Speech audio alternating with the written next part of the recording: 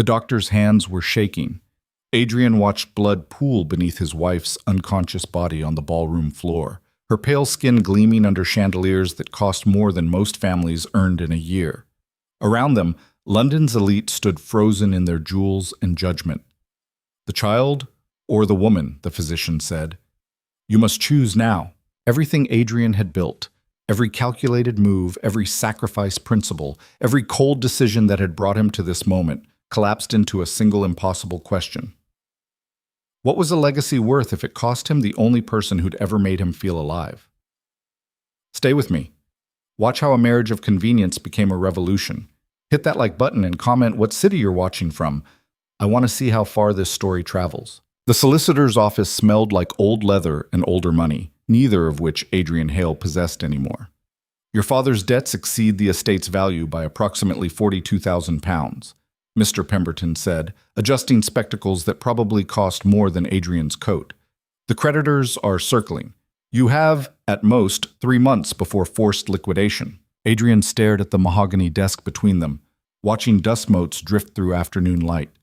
28 years old, a Cambridge education gathering dust alongside his father's empty liquor bottles, and he'd inherited nothing but elegant ruin.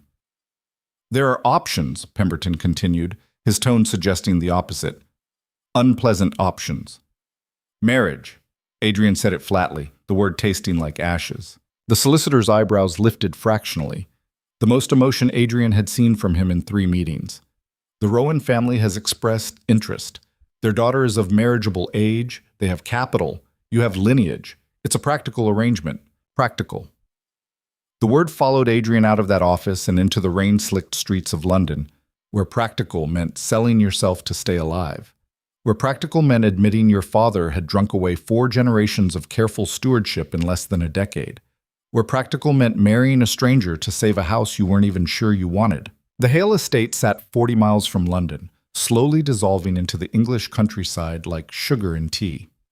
Adrian arrived after dark, because arriving after dark meant he didn't have to see the peeling paint or the overgrown gardens or the servants' quarters, where half the room stood empty because he couldn't afford to pay anyone. Mrs. Talbot met him at the door.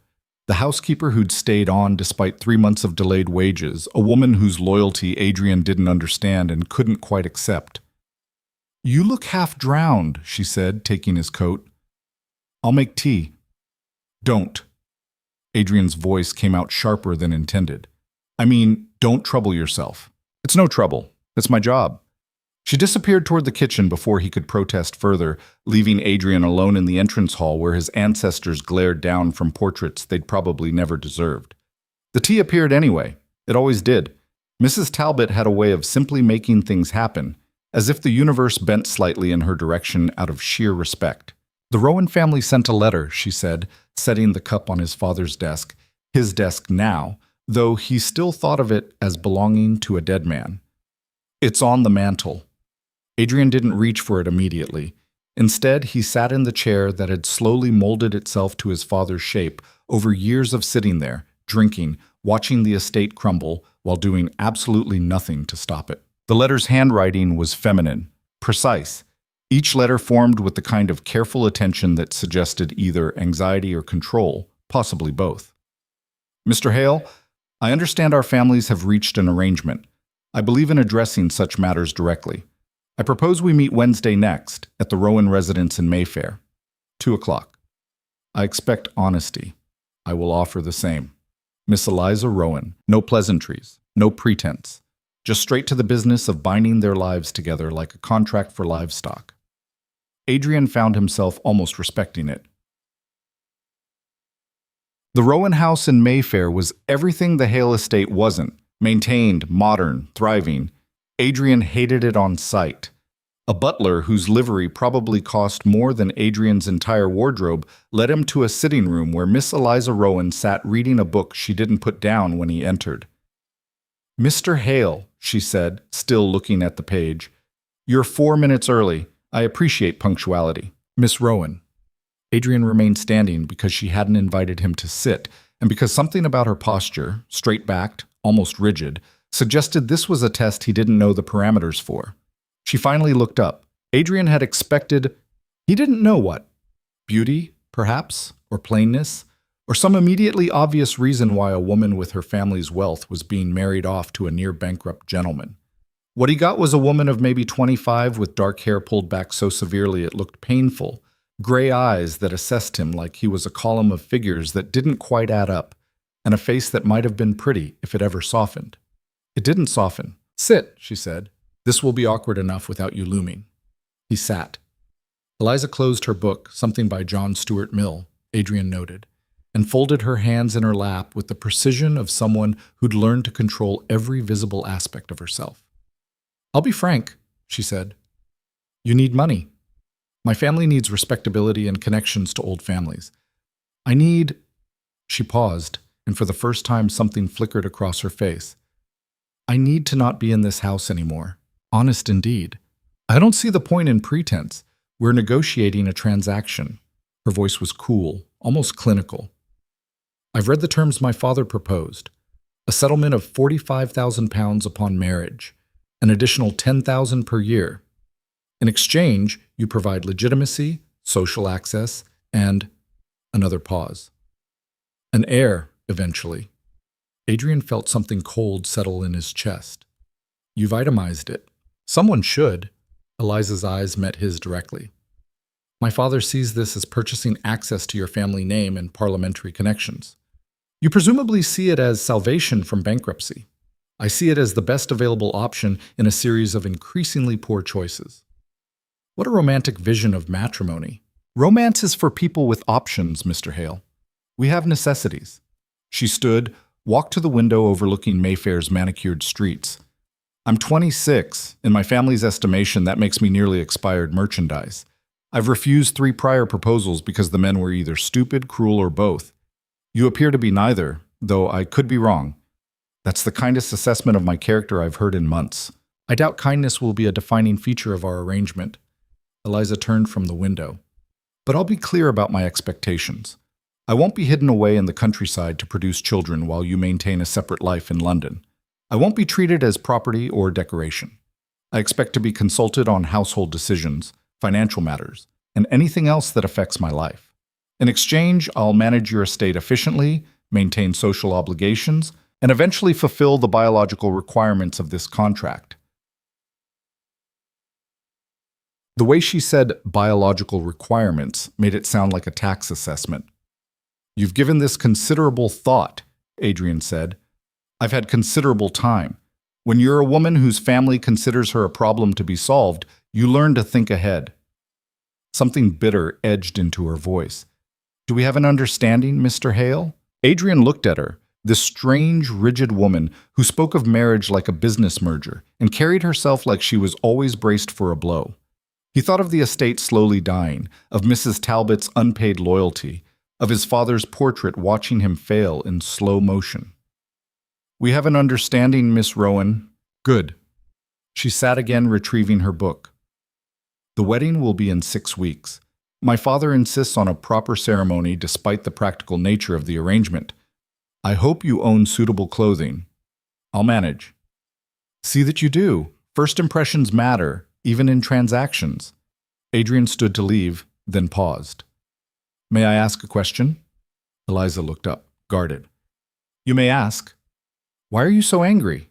Her face went absolutely still. For several seconds she didn't speak, and Adrian thought perhaps he'd miscalculated, pushed too far past the careful boundaries she'd established. "Because anger," she finally said, "is more useful than despair." She returned to her book, and Adrian understood the conversation was over.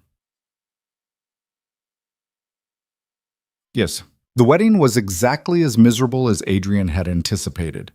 St. George's in Hanover Square, filled with people who'd come to watch a gentleman in decline marry money, all of them performing sympathy while cataloging every detail to gossip about later. Eliza arrived in ivory silk that probably cost a year of his former income, her face composed and unreadable behind a veil that mercifully hid whatever she was thinking. They spoke vows that promised love and devotion neither of them felt. The reception afterward was worse, a performance of normalcy in the Rowans' Mayfair ballroom, while Eliza's father, Edmund Rowan, worked the room like he'd just closed the business deal of his life, which, Adrian supposed, he had. "Your wife looks well," someone said. Adrian didn't catch who. The faces had started blurring together after the fourth glass of champagne he shouldn't be drinking. She does, he agreed, watching Eliza across the room, speaking to someone with that same controlled politeness she'd shown him. Everything about her was controlled. Her posture, her expressions, the exact amount of smiles she deployed for each category of guest. Rowan's daughter, another voice said. They say she's brilliant with figures. Ran her father's household accounts for years. How progressive. How unmarriageable, you mean? No man wants a wife who's cleverer than him. Adrian turned to see who'd said it, some florid gentleman whose waistcoat strained against his gut, and felt an unexpected flash of irritation. Then perhaps men should be cleverer. He walked away before the man could respond, weaving through the crowd toward the balcony where the air might be less suffocating. Eliza found him there 20 minutes later. Hiding? She asked. Strategically retreating. I see. She stood beside him, careful to maintain a foot of distance. We should leave soon. It's expected. Expected. The wedding night. She said it flatly, like announcing the weather. I assume you'll want to fulfill that aspect of the arrangement. Adrian looked at her. Really looked.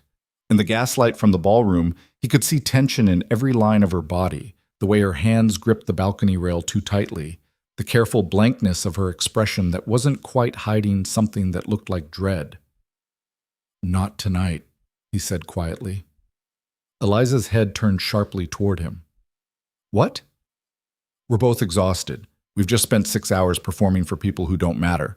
I think we can delay the biological requirements. Something shifted in her face. Not relief exactly, more like confusion that relief was even possible. That's unexpected. I'm occasionally capable of unexpected behavior. The arrangement will still exist tomorrow and the day after that. We have time, Miss Rowan. He paused. Mrs. Hale. She flinched slightly at the name. I haven't gotten used to that yet. Neither have I. They stood in silence for a moment, two strangers bound by contract, neither quite sure what to do with the unexpected grace of postponement. Thank you, Eliza said finally, so quietly he almost missed it. Don't thank me for basic decency. The bar shouldn't be that low. And yet, she turned to face the ballroom again. We should circulate once more before departing. Appearances matter. Of course they do. They went back inside together, maintaining their careful distance, performing the roles they'd signed up for while the crowd watched and judged and calculated the odds of this peculiar marriage surviving the year. The Hale estate looked worse in daylight. Eliza stood in the entrance hall the next morning, taking inventory with the same systematic precision she'd probably applied to her father's accounts. Adrian watched her catalog each crack in the plaster, each water stain on the ceiling, each piece of furniture that was one generation past respectable. The roof needs replacing, she said. Yes. The east wing appears to be closed entirely. Can't afford to heat it. The gardens are dead. Yes, I'm aware. Adrian felt something sharp in his chest. Did you want the full list of failures? I can provide it alphabetically if that helps. Eliza turned to look at him, her expression unreadable. I'm not cataloging failures, Mr. Hale. I'm assessing priorities. What's the difference? Intent. She walked toward what had been the drawing room where sheets covered furniture no one had sat on in years. Failures are endings. Priorities are where you start rebuilding. Mrs. Talbot appeared from the kitchen, wiping her hands on her apron. Mrs. Hale, I've prepared the master bedroom. Will you be needing anything else? Eliza glanced at Adrian, something questioning in her eyes. Separate rooms, Adrian said. For now. If Mrs. Talbot found this odd, she didn't show it. As you wish. The blue room is suitable, if Mrs. Hale approves. I'm sure it's fine, Eliza said. Thank you, Mrs. Talbot. The housekeeper nodded and disappeared, leaving them alone in the sheet-draped room. You'll scandalize the servants, Eliza said. I'm fairly certain Mrs. Talbot is beyond scandal. She's seen this house at its worst. Adrian pulled a sheet off a chair, dust rising in the afternoon light. Besides, she's the only servant left. Who's she going to tell? The only... Eliza stopped. You have one servant? In an estate this size? I had 3. The others left when I couldn't pay them. He sat in the newly revealed chair, which creaked ominously. Mrs. Talbot stayed. I still don't know why. Perhaps she believes in the place. Then she's more optimistic than I am. Eliza studied him for a long moment. You really have given up, haven't you? I prefer to think of it as being realistic about insurmountable odds. How very dramatic. She pulled another sheet off, revealing a writing desk with water damage staining its surface. Self-pity doesn't actually solve anything, you know? Adrian felt irritation spike. I'm not asking for your pity. Good, because I don't have any to spare. Eliza ran her finger along the desk's damaged surface. I'm asking what you actually want to do. Not what you think is possible. What you want. What I want? Adrian laughed, the sound bitter even to his own ears. I want my father to not have drunk away everything my family built. I want to not be in debt to your father. I want to not have married a stranger to avoid bankruptcy. But we don't get what we want, do we? We get what we can survive. How poetic. Eliza's voice was desert dry. And how utterly useless. Excuse me? She turned to face him fully, her gray eyes sharp. You've spent this entire conversation explaining why everything is impossible. The roof can't be fixed, the gardens can't be restored, the debt can't be managed. You've accepted defeat before even trying. It's pathetic. Adrian stood, anger flashing hot. You've been here all of 10 minutes. And in 10 minutes, I've seen more than you apparently have in months. Yes, the estate is damaged. Yes, you're in debt. Yes, your father was irresponsible. She stepped closer. But you have 45,000 pounds coming, a functioning brain, and a housekeeper who inexplicably believes in this place. That's more than most people start with. You don't understand. I understand that you've married me to save this estate. And if you're too defeated to actually try saving it, then what exactly was the point of any of this? They stood 3 feet apart, both breathing harder than the argument warranted. Adrian could see calculation in Eliza's eyes, but also something else. Frustration, maybe, or disappointment that he wasn't whatever she'd hoped he might be. What do you want me to do? He asked finally. I want you to stop mourning what's dead and start fighting for what isn't. Eliza pulled another sheet off, revealing a settee with good bones despite the worn upholstery. I want you to remember that marriage is supposedly a partnership, which means I'm not just here to produce an heir and look decorative. I want you to accept that I'm going to involve myself in fixing this disaster, whether you like it or not, because it's my disaster now, too. I didn't ask for your help. No, you asked for my money. The help comes free. She moved to the window, looking out at the tangled gardens. Mrs. Talbot seems competent. Tomorrow I'll review the full household accounts and create a proper budget. We'll need to hire at least 2 more servants. The house is too large for one person. The roof is priority, but the gardens... She paused. The gardens could be recovered. It would take work. Adrian watched her transform his failure into a task list, speaking with the same clinical precision she'd used to discuss their marriage terms. She wasn't offering comfort or sympathy. She was offering something more insulting and more useful, competence. You're serious, he said. Did you think I was joking? Eliza turned from the window. I told you in London, I won't be hidden away. I won't be useless. If I'm going to be trapped in a loveless marriage in a dying estate, I'm at least going to make something of it. That's remarkably grim. That's remarkably honest. She walked toward the door, then paused. I'll take dinner in my room tonight. Tomorrow, we'll start properly. She left before he could respond, her footsteps echoing through the empty house. Adrian sat back in the creaking chair, surrounded by dust-covered furniture and water-damaged walls, trying to process what had just happened. He'd expected, what? A wife who would accept the situation passively, who would perform her duties and otherwise leave him alone. Instead, he'd gotten Eliza Hale now, who looked at insurmountable problems and saw priorities, who spoke about fighting when he'd already surrendered, who refused to pretend this marriage was anything but a transaction, while simultaneously insisting they actually make something of it. Mrs. Talbot appeared in the doorway. She's got spirit, that one. She's got opinions. About time someone did. The housekeeper smiled slightly. This house has been dying quietly for too long.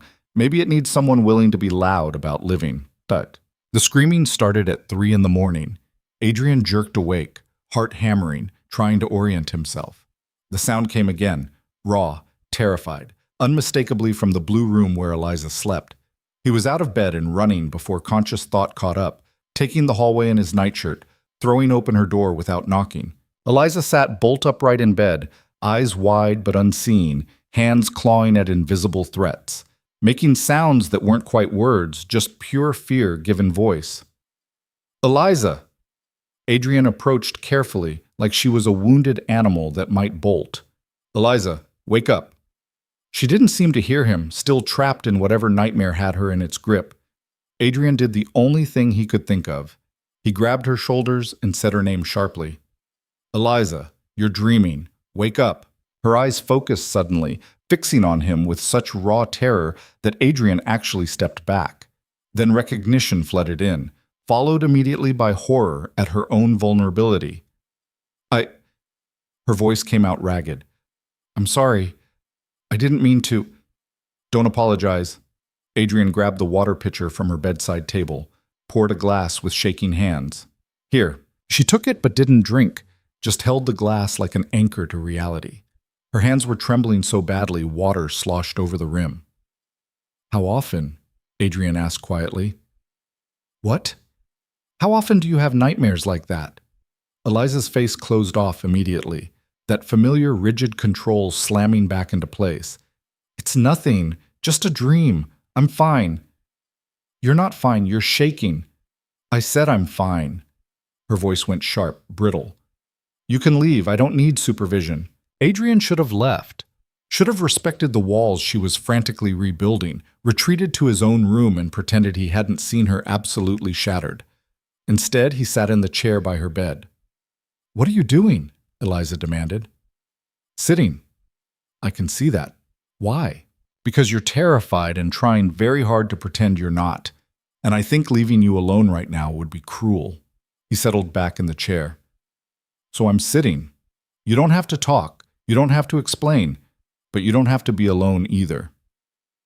For a long moment, Eliza just stared at him, her expression cycling through anger and confusion, and something that might have been desperate gratitude she couldn't quite admit to. This doesn't change anything, she finally said. I know. We're still just a transaction. I know that too. I'm not going to suddenly become your devoted wife because you showed basic human decency during a nightmare. I wouldn't expect you to. Eliza pulled her knees up to her chest, wrapped her arms around them, making herself smaller, Adrian realized, like she was trying to disappear. They're always the same, she said quietly. The dreams, always about being trapped, locked in, no way out, screaming, and no one hearing. Adrian didn't respond, sensing that anything he said would just make her retreat further. My father's house, Eliza continued, her voice distant now. It was beautiful, perfect, and so fucking suffocating I thought I'd die there. Every rule, every expectation, every moment watched and controlled and judged. Be proper, be quiet, be marriageable, be anything except actually yourself. Her laugh was harsh. And now I've just traded one cage for another, haven't I? Is that what you think this is? Isn't it? She looked at him directly. A marriage I didn't choose to a man I don't know in a house that's falling apart. Different walls, same trap. Adrian thought about his own father, drinking himself to death in this same house while refusing to see it decay around him. About inheriting failure and shame and not knowing how to do anything but watch it continue. About marrying a stranger because the alternative was losing even the illusion of control. Maybe, he said slowly, we're both trapped, but at least we're trapped together. That has to count for something. Eliza's eyes shimmered with something that might have been tears, though she blinked them away before they could fall. Why are you being kind? Would you prefer I wasn't? I'd prefer I could predict you. She wiped at her face roughly. You're supposed to be the cold gentleman who married me for money. You're not supposed to sit with me through nightmares. I'm full of surprises. I don't like surprises. I've noticed. Adrian stood, moving toward the door. I'll leave you alone now, but if you need anything, I won't. Eliza cut him off, that sharp edge back in her voice. I don't need anything. Adrian paused at the door, looking back at her, this strange, damaged woman who fought so hard to need nothing from anyone. Yes, you do. We all do. That's not weakness, it's just human. He left before she could argue, returning to his own room where sleep took hours to find again. In the morning, neither of them mentioned it. But something had shifted anyway. Eliza attacked the estate's problems with a methodical fury that was almost frightening to watch. Within a week, she'd reviewed every account, cataloged every expense, identified every inefficiency. She hired 2 servants, a young maid named Anna and a groundskeeper named Thomas, who looked skeptical about the whole enterprise but needed the work. The roof repair will cost approximately £800, she announced at breakfast on the 8th day, spreading papers across the table like battle plans. The gardens will need initial investment of $200 for proper tools and soil amendments. Livestock, chickens at minimum, possibly goats, another $100. We need those as working animals, not luxury. Adrian looked at her over his coffee, trying to keep up. You've costed livestock. I've costed everything. She tapped one of the papers. Your estate has been operating at a loss for years because no one bothered to make it actually productive. Land this size should be generating income, not just consuming it. My father didn't believe in commerce. He thought it beneath the family dignity. Your father was an idiot. Eliza said it flatly, without malice, just stating obvious fact. Dignity doesn't pay bills, work does. Adrian found himself almost smiling. You have strong opinions about dead men you never met. I have strong opinions about incompetence generally. The deadness is incidental. She pulled out another paper.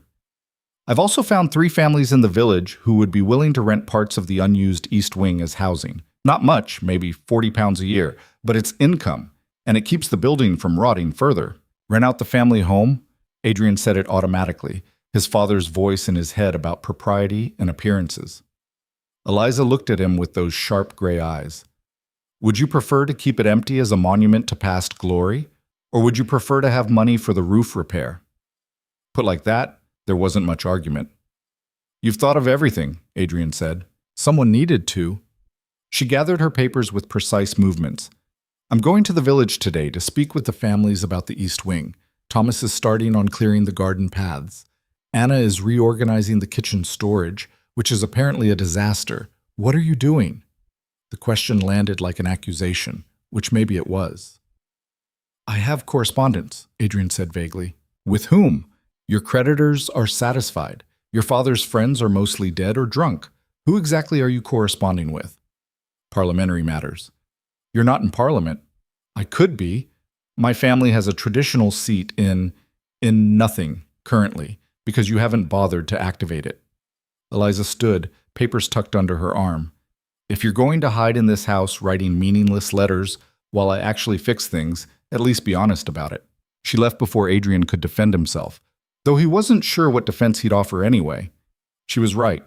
He'd been drifting, letting her drive forward while he pretended correspondence and research and careful thought were the same as action. Mrs. Talbot appeared from the kitchen carrying fresh tea. She's something, isn't she? She's exhausting. She's alive. The housekeeper poured his cup. This house has been dead for so long I'd forgotten what alive looked like. It's loud. It's demanding. It doesn't give you time to feel sorry for yourself. I'm not feeling sorry for myself. Of course not, sir. Mrs. Talbot's tone suggested she believed the opposite. Will you be wanting lunch, or will you be too busy with your very important correspondence? Even the servants were turning on him. Adrian abandoned his correspondence and went to find Thomas in the gardens. The groundskeeper was knee-deep in weeds, cutting back growth that had probably been accumulating for 5 years. He looked up when Adrian approached, wiping sweat from his forehead. Mr. Hale. Thomas, Adrian looked at the tangled mess around them. This seems impossible. Most worthwhile things do, sir. Thomas went back to cutting. Mrs. Hale seems to think it's salvageable. Mrs. Hale thinks everything is salvageable. Better than thinking nothing is, I'd say. Adrian grabbed a second pair of shears from Thomas's tool bag. Where should I start? Thomas looked surprised. You're helping? Apparently I need to do something other than write meaningless letters. Adrian attacked a particularly vicious thorn bush. Might as well be this. They worked in silence for an hour, cutting and clearing, revealing bones of what had once been carefully designed garden paths. It was hard, dirty work. Adrian's hands blistered. Sweat soaked through his shirt. His back ached. It felt better than he'd felt in months. There's roses, Thomas said, pointing to a tangled mass near what might have been a fountain once. Under all that mess. Good stock, too. if they haven't died entirely. Roses. Your grandmother's, I'd wager. Martha, Mrs. Talbot, she mentioned the old lady loved her rose garden. Before everything fell apart. Before his father gave up. Before decay became the house's defining feature. Adrian moved toward the tangled mass, started carefully cutting away the choking growth. Thorns tore at his hands, but he kept going, and gradually, impossibly, he found green underneath. Life, stubborn and determined, refusing to die just because no one was caring for it. They're alive, he said, almost to himself. Things usually are, Thomas replied, if you bother to look. Eliza returned from the village to find Adrian bleeding in the garden. What happened? She was beside him before he could answer, grabbing his hand to examine the thorn cuts. Roses, Adrian said stupidly. My grandmother's roses. They're still alive. You're injured. They're superficial. They're bleeding. Eliza was already pulling him toward the house. Mrs. Talbot, I need clean water and bandages. Adrian let himself be dragged, too surprised by her sudden concern to resist. She deposited him in the kitchen, where Mrs. Talbot appeared with supplies and a knowing look. I'll just leave you to it, the housekeeper said, disappearing again. Eliza cleaned the cuts with efficiency, but not gentleness, her hands steady despite the sharp movements. You should have worn gloves. I didn't think about it. Clearly. She wrapped bandages around his palm, pulling them tighter than strictly necessary. You realize you're a gentleman, not a groundskeeper. Thomas needed help. Thomas was hired to do that work. You have other responsibilities. Like what? Writing meaningless correspondence? Adrian threw her own accusation back at her. Eliza paused, meeting his eyes for the first time since she'd started bandaging him. You were listening. You weren't exactly quiet. I'm rarely quiet. It's one of my many charms. She finished the bandage, but didn't let go of his hand immediately. The families will take the East Wing rooms. £45 annual income, paid quarterly. That's good. It's a start. She finally released his hand, standing to wash her own. The village also needs a decent road. Currently, it's nearly impassable in winter. If we organize the repair, share costs with other landowners, it would benefit everyone, including our tenants who could actually get their goods to market. Exactly. Eliza dried her hands with precise movements. I also heard there's a teaching position open at the village school. They can't pay much, but it's respectable work. Are you applying? She laughed, a sharp, unexpected sound. Me? Teach children? I'd terrify them. No, I thought. Anna mentioned she can read and write. She might be interested. If she is, we could adjust her schedule here to allow it. Adrian stared at her. You'd reorganize the household to let a maid teach school? Why not? She'd be better used that way. We can manage with fewer hours from her, and the village needs competent teachers. Eliza turned to face him fully. Not everything has to be about what benefits us directly. Sometimes fixing the larger problems around you ends up fixing your own problems too. That's remarkably optimistic coming from you.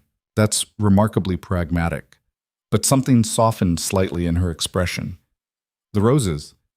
You really found them? Barely. They're overgrown and probably dying, but there's green underneath. Thomas thinks they might recover. Show me. They walked out together as the sun dropped toward the horizon, painting the tangled garden in gold light. Adrian led her to where he'd been working, where the cleared growth revealed stubborn green shoots beneath. Eliza knelt beside the roses, running her fingers carefully along the stems. My mother had roses. Before she died.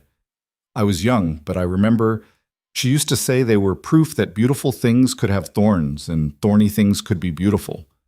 Sounds like a smart woman. She was. And miserable. Beautiful, accomplished, intelligent, and completely trapped in a marriage to my father, who valued her primarily for producing a male heir she never managed to deliver. Eliza's voice went distant. She died trying, actually. Childbirth complications with what would have been a son. He lived 3 days. Adrian didn't know what to say to that, so he said nothing. I used to think, Eliza continued quietly, that I'd never let myself be trapped like she was. That I'd stay unmarried rather than end up in a cage with roses. She stood, brushing dirt from her skirt. And here I am anyway, married to a stranger, expected to produce an heir following the same path to the same trap. It doesn't have to be the same, doesn't it? She looked at him directly. We made a transaction, Adrian. You needed money. I needed escape from my father's house. We'll live together, fulfill our obligations, and maybe if we're very lucky, we'll manage not to hate each other. That's the best we can reasonably hope for. Is it? What else would there be? Adrian thought about that question long after Eliza went inside, leaving him alone with the rescued roses and the failing light. What else could there be in a marriage built on necessity? What grew in ground that had never been prepared for anything but survival? He didn't have an answer. But for the first time since his father died, he thought maybe finding one might be worth the effort. The roses became Eliza's obsession. Every morning she was out there before breakfast, working alongside Thomas with a determination that bordered on aggressive. She'd acquired books on horticulture from somewhere, Adrian didn't ask where, and consulted them like battle plans, marking pages and making notes in margins with that same precise handwriting from her first letter. You're going to exhaust yourself, Adrian said one morning, watching her prune with methodical violence. I'm going to save them. She didn't look up. They've survived years of neglect. The least I can do is give them a fighting chance. Adrian heard the unspoken parallel. She was talking about more than roses. But he'd learned that Eliza said what she meant when she was ready, and pushing only made her retreat into that rigid control. The estate slowly transformed around them. The roof repairs started, workers hammering overhead while Eliza negotiated prices with a ruthlessness that made the contractors visibly nervous. The East Wing tenants moved in. 3 families who looked at the Hales with a mixture of gratitude and suspicion, like they weren't quite sure this charity wouldn't be snatched back. We're not doing charity, Eliza told Adrian when he mentioned it. We're doing business. They pay rent, we maintain the building. It's equitable. You gave them the first month free. That's just practical. They needed time to move their things. But her cheeks colored slightly, and Adrian realized she was embarrassed to be caught being kind. 6 weeks into the marriage, they'd fallen into a routine. Breakfast together, where Eliza discussed plans and Adrian mostly listened. Days spent on separate projects, her with the gardens and household management, him increasingly involved with the tenant relations and local governance matters he'd been ignoring for years. Dinners where they talked about practical things, carefully avoiding anything personal. It was almost comfortable in a strange way, like they were business partners who happened to share a house. Then Edmund Rowan came to visit. Adrian disliked Eliza's father on sight, which happened about 3 seconds after the man's carriage pulled up to their door with an ostentation that seemed designed to emphasize how much grander his life was than theirs. Father? Eliza's voice went flat when she greeted him, all the life draining out of her posture. This is unexpected. Is it? Edmund Rowan was tall, silver-haired, handsome in the way powerful men often were, more presence than actual features. I haven't heard from my daughter in 6 weeks. I thought I should ensure you were still alive. As you can see, I'm thriving. Thriving. Edmund looked around the entrance hall with obvious assessment. Yes, I can see the improvements, though perhaps thriving is ambitious for a house that still needs considerable work. Adrian stepped forward. Mr. Rowan, welcome. Hail. Edmund's handshake was too firm, designed to dominate. I trust you're treating my investment appropriately. Your investment? The words came out sharper than Adrian intended. My daughter. I did provide £45,000 for her upkeep. Edmund smiled, but there was nothing warm in it. I like to ensure my capital is being properly managed. Eliza's face had gone absolutely rigid. Perhaps we should take tea in the drawing room. Tea was an exercise in barely concealed hostility. Edmund catalogued every improvement, every expense, every decision Eliza had made, framing each as either wasteful or insufficient. The roses were frivolous. The tenant housing was beneath their station. The road repair was someone else's responsibility. You're here to manage a household and produce an heir, Edmund said, setting down his cup with precise force. Not to play at being some sort of rural reformer. I'm doing both, Eliza said quietly. Are you? Edmund's eyes flicked to Adrian. 6 weeks married. Should we be expecting announcements? The silence that followed was excruciating. These things take time, Adrian said finally. Do they? I was under the impression that was the primary purpose of this arrangement. Edmund leaned back. I didn't invest in companionship, Hale. I invested in lineage. My daughter understands her obligations. Eliza's teacup rattled slightly as she set it down. I need to check on dinner preparations. She fled before either of them could respond. Adrian and Edmund sat in loaded silence for several moments. She's doing remarkable work here, Adrian said, keeping his voice level. The estate was failing when I inherited it. Eliza's management has been, I don't care about the estate. Edmund cut him off. I care about securing my family's connection to yours through a legitimate male heir. Everything else is secondary. He stood, brushing invisible lint from his jacket. I'll be staying the night. I expect we'll have more to discuss tomorrow. He left Adrian alone with his rage and the growing realization that Eliza hadn't escaped her cage at all. She'd just moved to a larger one with different bars. Adrian found her in the rose garden after dark, sitting on the ground beside the plant she'd been nursing back to life, her arms wrapped around her knees. He's gone to bed, Adrian said quietly. Guest room in the east wing. How generous of us to house him. Eliza's voice was hollow. Did he express satisfaction with his investment? Eliza, don't. She cut him off. Don't try to make it better. You heard him. I'm capital, a transaction. The only thing that matters is whether I fulfill the biological requirements of the contract. Adrian sat beside her, close enough to feel the tension radiating off her body. What he thinks doesn't matter. Doesn't it? He's right. That was the arrangement. I marry you, provide an heir, secure his social connections. Everything else is just dressing up the transaction in prettier language. It doesn't have to be what? Eliza turned to face him, and in the moonlight he could see tears on her face she wasn't bothering to hide. What doesn't it have to be? A business deal? A calculated exchange of money for breeding stock? Because that's exactly what it is, Adrian. That's what we both agreed to. We also agreed to be partners. Partners in what? You needed my money. I needed escape from my father's house. Except I didn't escape, did I?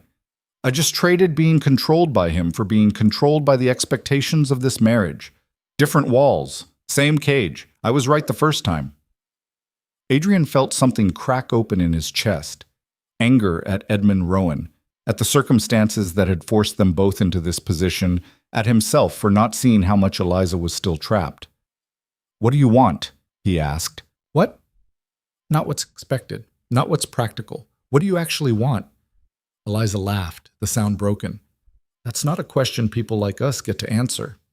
Answer it anyway. She was quiet for so long Adrian thought she wouldn't respond. Then barely audible, I want to matter. Not as someone's daughter or someone's wife or someone's potential mother, just as myself. I want to do something that's mine, that has value because I chose it, not because it fulfills someone else's requirements. She wiped at her face roughly. Pathetic, isn't it? It's human. It's impossible. Adrian thought about the roses surrounding them, stubborn green life fighting through years of neglect, about Eliza's systematic assault on the estate's problems, the way she'd reorganized everything from household accounts to village relations, about how she'd never once asked for credit or recognition, just kept driving forward like stopping meant death. The school, he said suddenly. Eliza looked at him, confused. What? The village school. You said they needed help, that it was underfunded and overcrowded. What if... He was thinking out loud now, the idea forming as he spoke. What if we built another one? Here, on the estate. A real school properly funded. Not just for the wealthy, for anyone.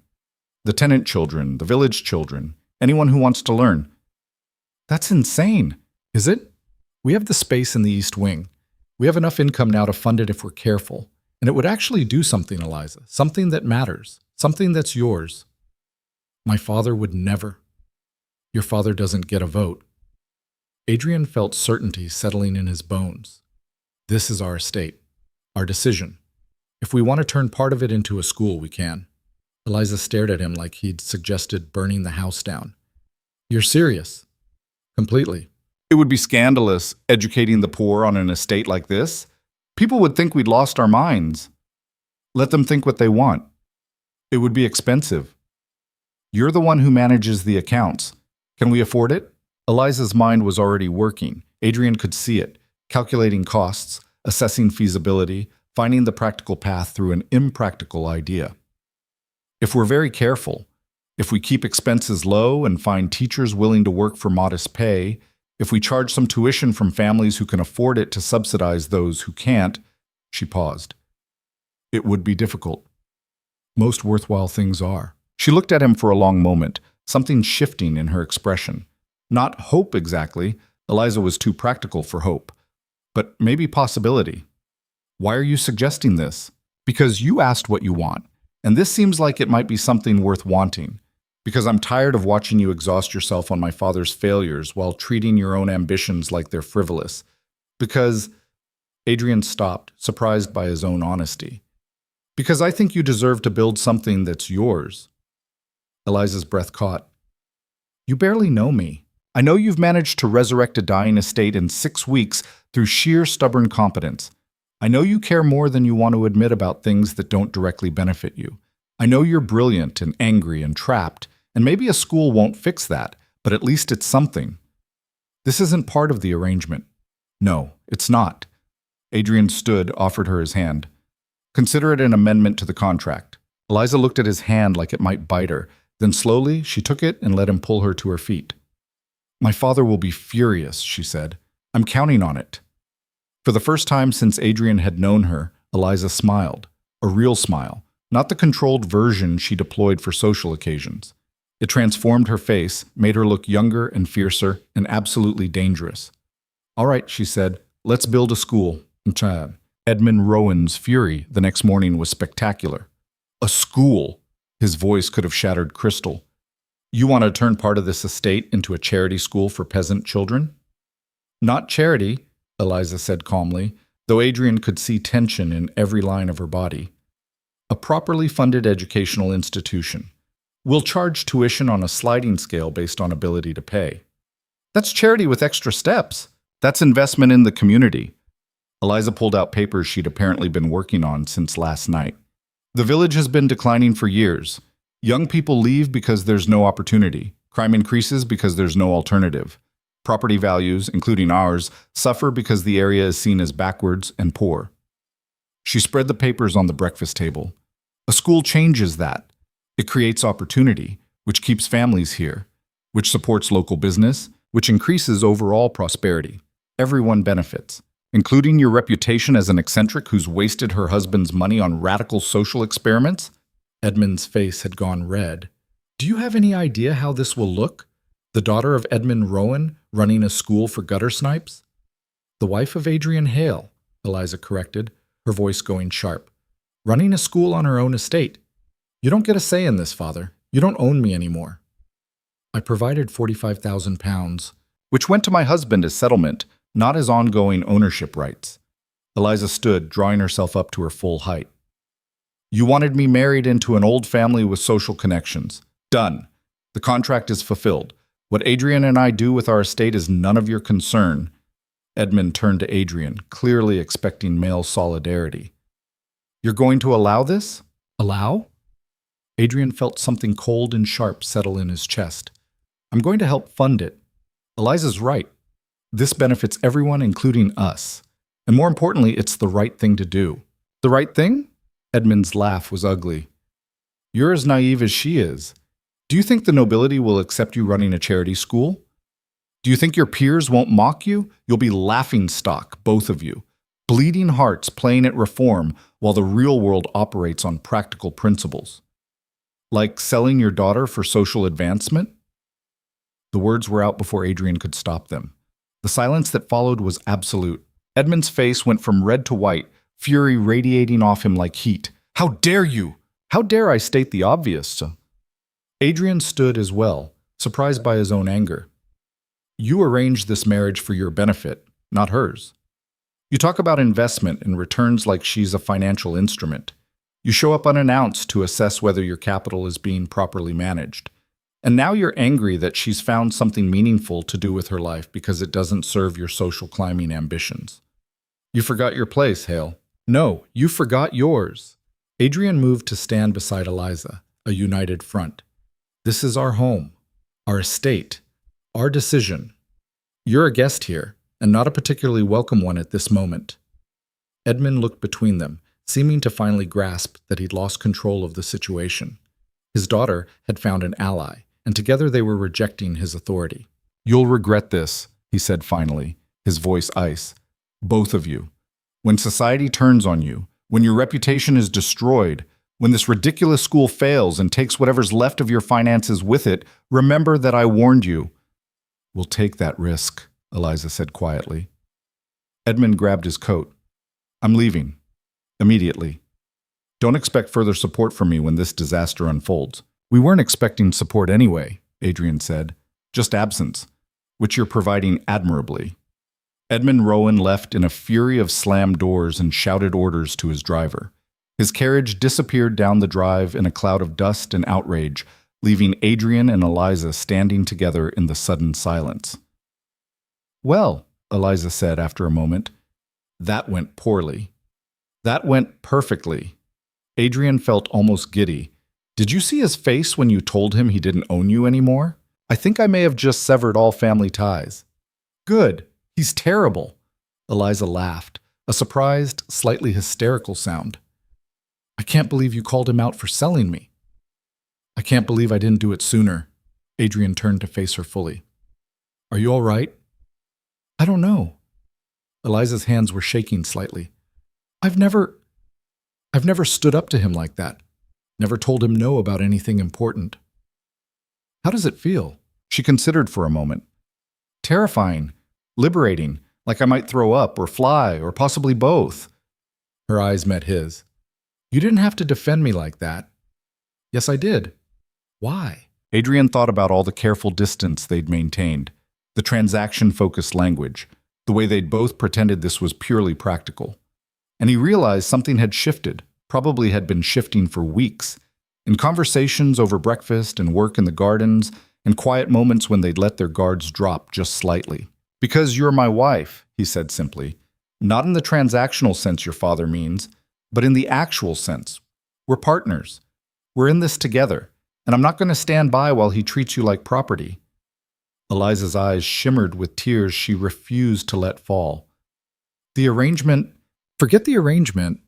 Adrian surprised himself with how much he meant it. "We're past that now. We're building something real here. The estate, the school, us. Whatever this is between us, it's more than a transaction. At least, I'd like it to be." "I don't know how to do that," Eliza admitted quietly. "Be married is more than just a contract. My parents' marriage was miserable. My father's treatment of my mother..." She stopped, swallowing hard. "I don't know what the alternative looks like. Neither do I. My father was barely functional for most of my life." Adrian took a careful step closer. "But maybe we can figure it out together. No expectations, no requirements, just see what happens when two people actually try to build something instead of just surviving."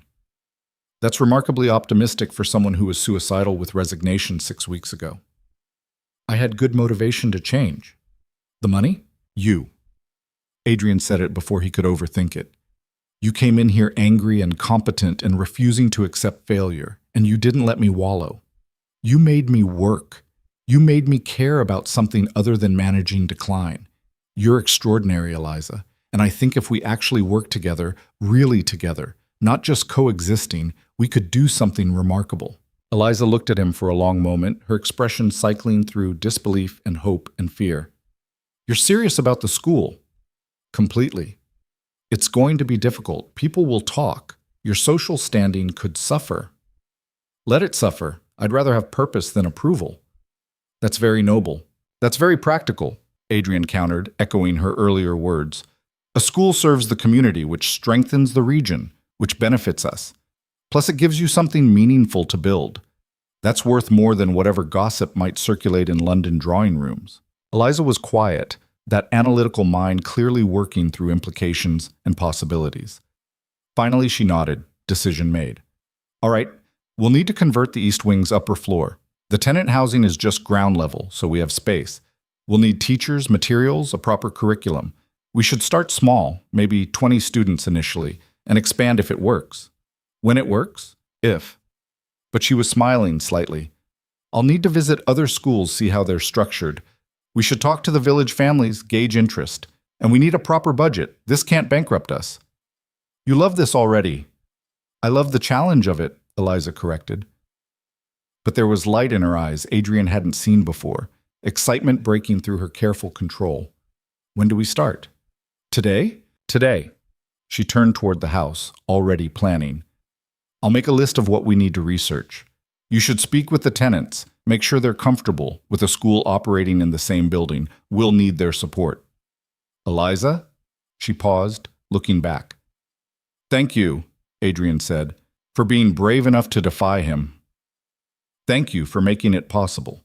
She hesitated, then added quietly, I couldn't have done it alone. She went inside before he could respond, but Adrian stood there for several minutes anyway, watching the house that had felt like a tomb 6 weeks ago, and now felt like something alive, growing, becoming. They were building something, together. And for the first time since inheriting this disaster, Adrian felt something that might have been hope. Yes, the school consumed them both completely. Within a week, Eliza had visited 3 institutions in nearby towns, taken copious notes, and created a detailed plan that made Adrian's head spin. Within 2 weeks, they'd hired their first teacher, a young woman named Miss Caroline Webb, who'd been teaching at an overcrowded village school and looked ready to weep with gratitude at the opportunity. 20 students to start, Miss Webb said, reviewing the space they'd cleared in the East Wing, age 6 to 14. Mixed abilities. Some won't know their letters at all.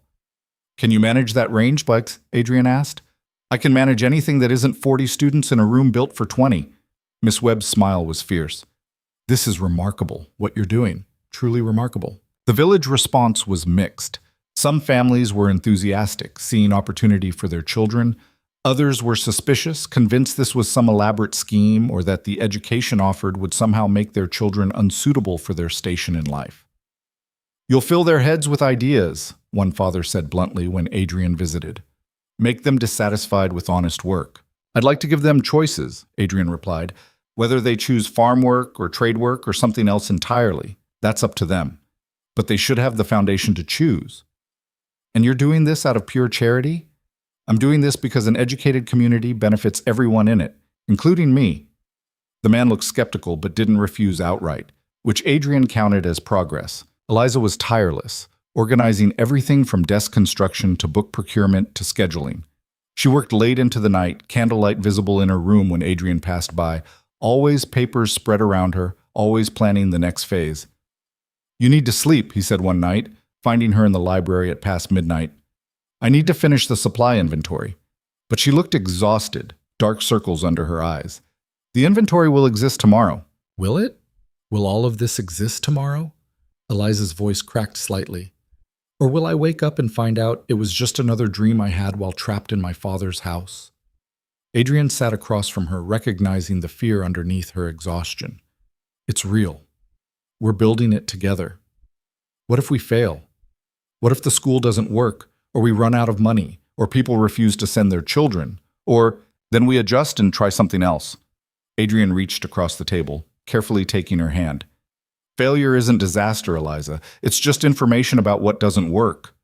She looked at their joined hands like she wasn't quite sure how they'd gotten there. You're touching me. Is that all right? I don't know. But she didn't pull away. We haven't. I know. They sat in silence for a moment, the weight of their unconsummated marriage hanging between them. 6 weeks of careful distance, separate rooms, a partnership that had somehow become more intimate than either of them had intended without ever becoming physical. Do you want to? Eliza asked suddenly, her voice barely audible. Want to what? Consummate the marriage. Fulfill that aspect of the arrangement. She was looking at their hands, not his face. My father's expectations, the heir requirement, all of that. Adrian felt his heart rate spike. Is that what you want? I don't know what I want. Eliza finally looked up, and there was something raw in her expression. I know what's expected, what the contract requires. But I don't know. I've never... She stopped, swallowed hard. I've never felt safe enough with anyone to want that. And now I'm confused. Her hand tightened slightly on his. Because you've been kind, and you've defended me, and you've given me this school.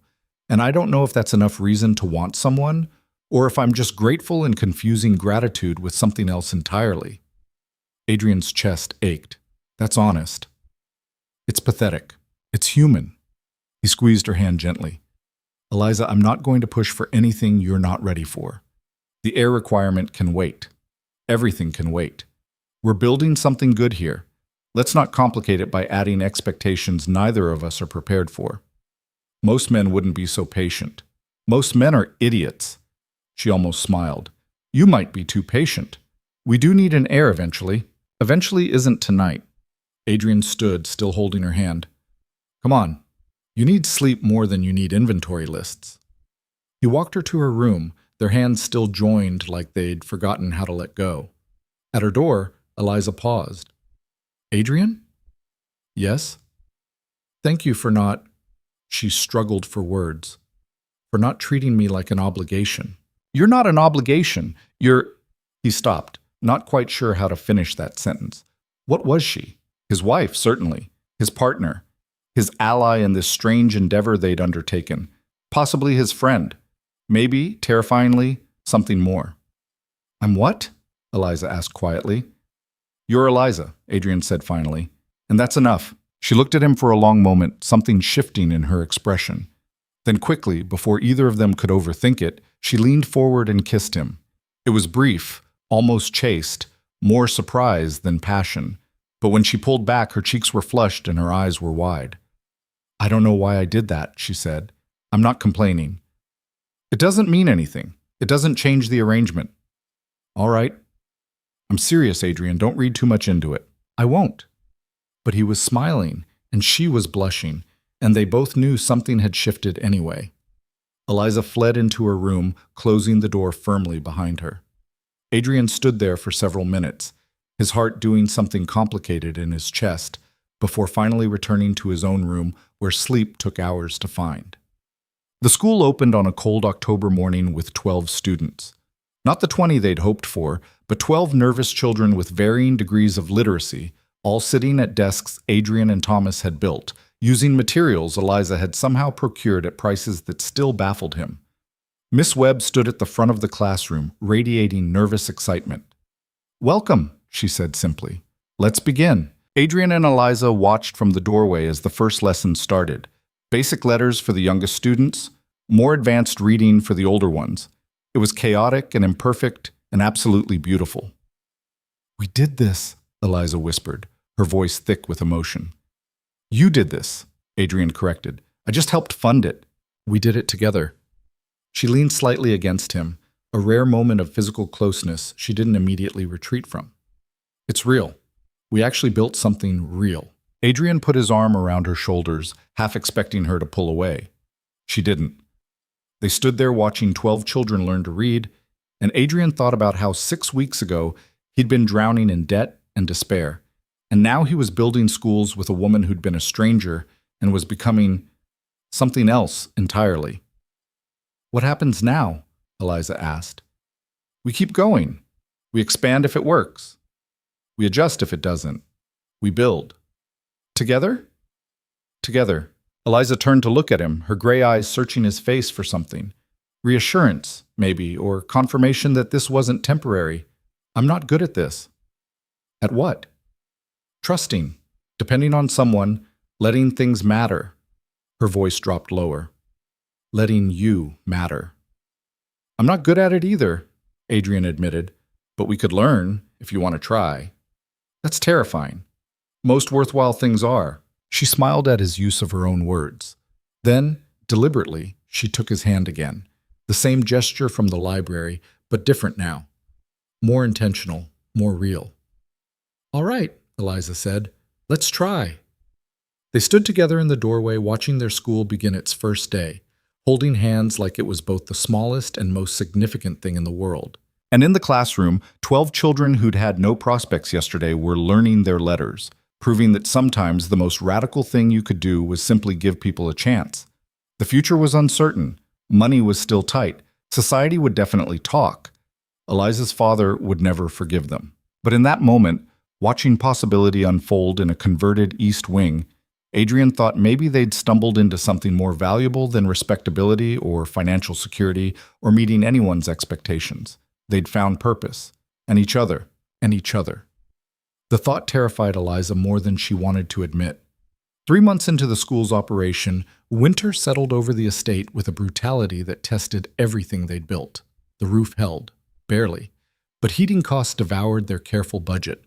2 students stopped coming because their families needed them working instead. Miss Webb caught a fever that kept her bedridden for a week, forcing Eliza to teach classes herself while managing everything else. "You're doing too much," Adrian said, finding her hunched over lesson plans at 2 a.m, her 3rd night in a row without proper sleep. "Someone has to. Let me help." "You don't know how to teach. Neither did you 3 days ago." Adrian pulled up a chair. "Show me what needs doing." They worked together until dawn, preparing lessons Eliza had no training for, making it up as they went. When the students arrived that morning, Adrian stood beside her at the front of the classroom, both of them exhausted and improvising, somehow making it work. "Mr. Hale can't spell," one of the older boys announced after Adrian wrote "receive" on the board with the letters reversed. "You're absolutely right," Adrian agreed, erasing it. "Who can show me the correct way?" 3 hands shot up.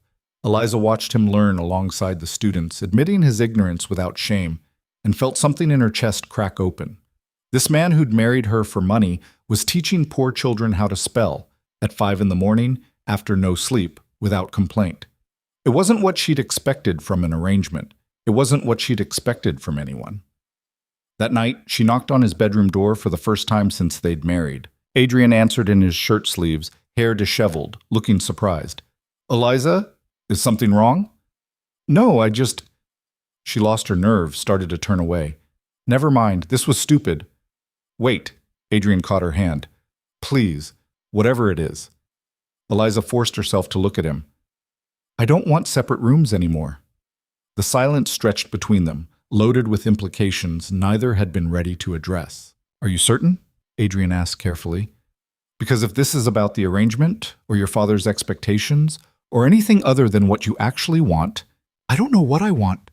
Eliza's voice came out frustrated. "I've never known. My whole life has been other people's expectations. But I know I don't want to keep living like we're strangers who happen to share a house. I know when you defended me against my father, something changed. I know teaching together this week has felt more intimate than anything I've experienced with another person. And I know that scares me, but being alone scares me more." Adrian stepped closer, his thumb tracing circles on the back of her hand. "This isn't just about fulfilling obligations. No. Once we cross this line, we can't uncross it. I know. Eliza." He lifted her chin gently until their eyes met. "I need you to be sure, because I'm halfway in love with you already, and if you're not ready for that possibility, tell me now before I fall completely." Her breath caught. "You can't be." "Why not?" "Because we're a transaction, because you barely know me, because I'm difficult and angry, and I don't know how to be soft. I don't want you soft.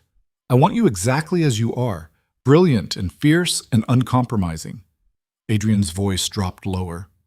"I've watched you resurrect a dying estate through sheer force of will. I've watched you build a school from nothing.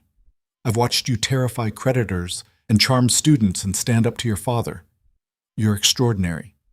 How could I not fall in love with that?" Eliza's eyes burned. "I don't know how to do this." "Neither do I. What if I can't be what you need?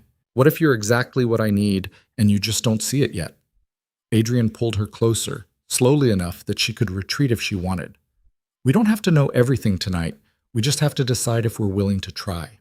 Eliza made her choice by closing the distance between them, kissing him with a desperation that surprised them both.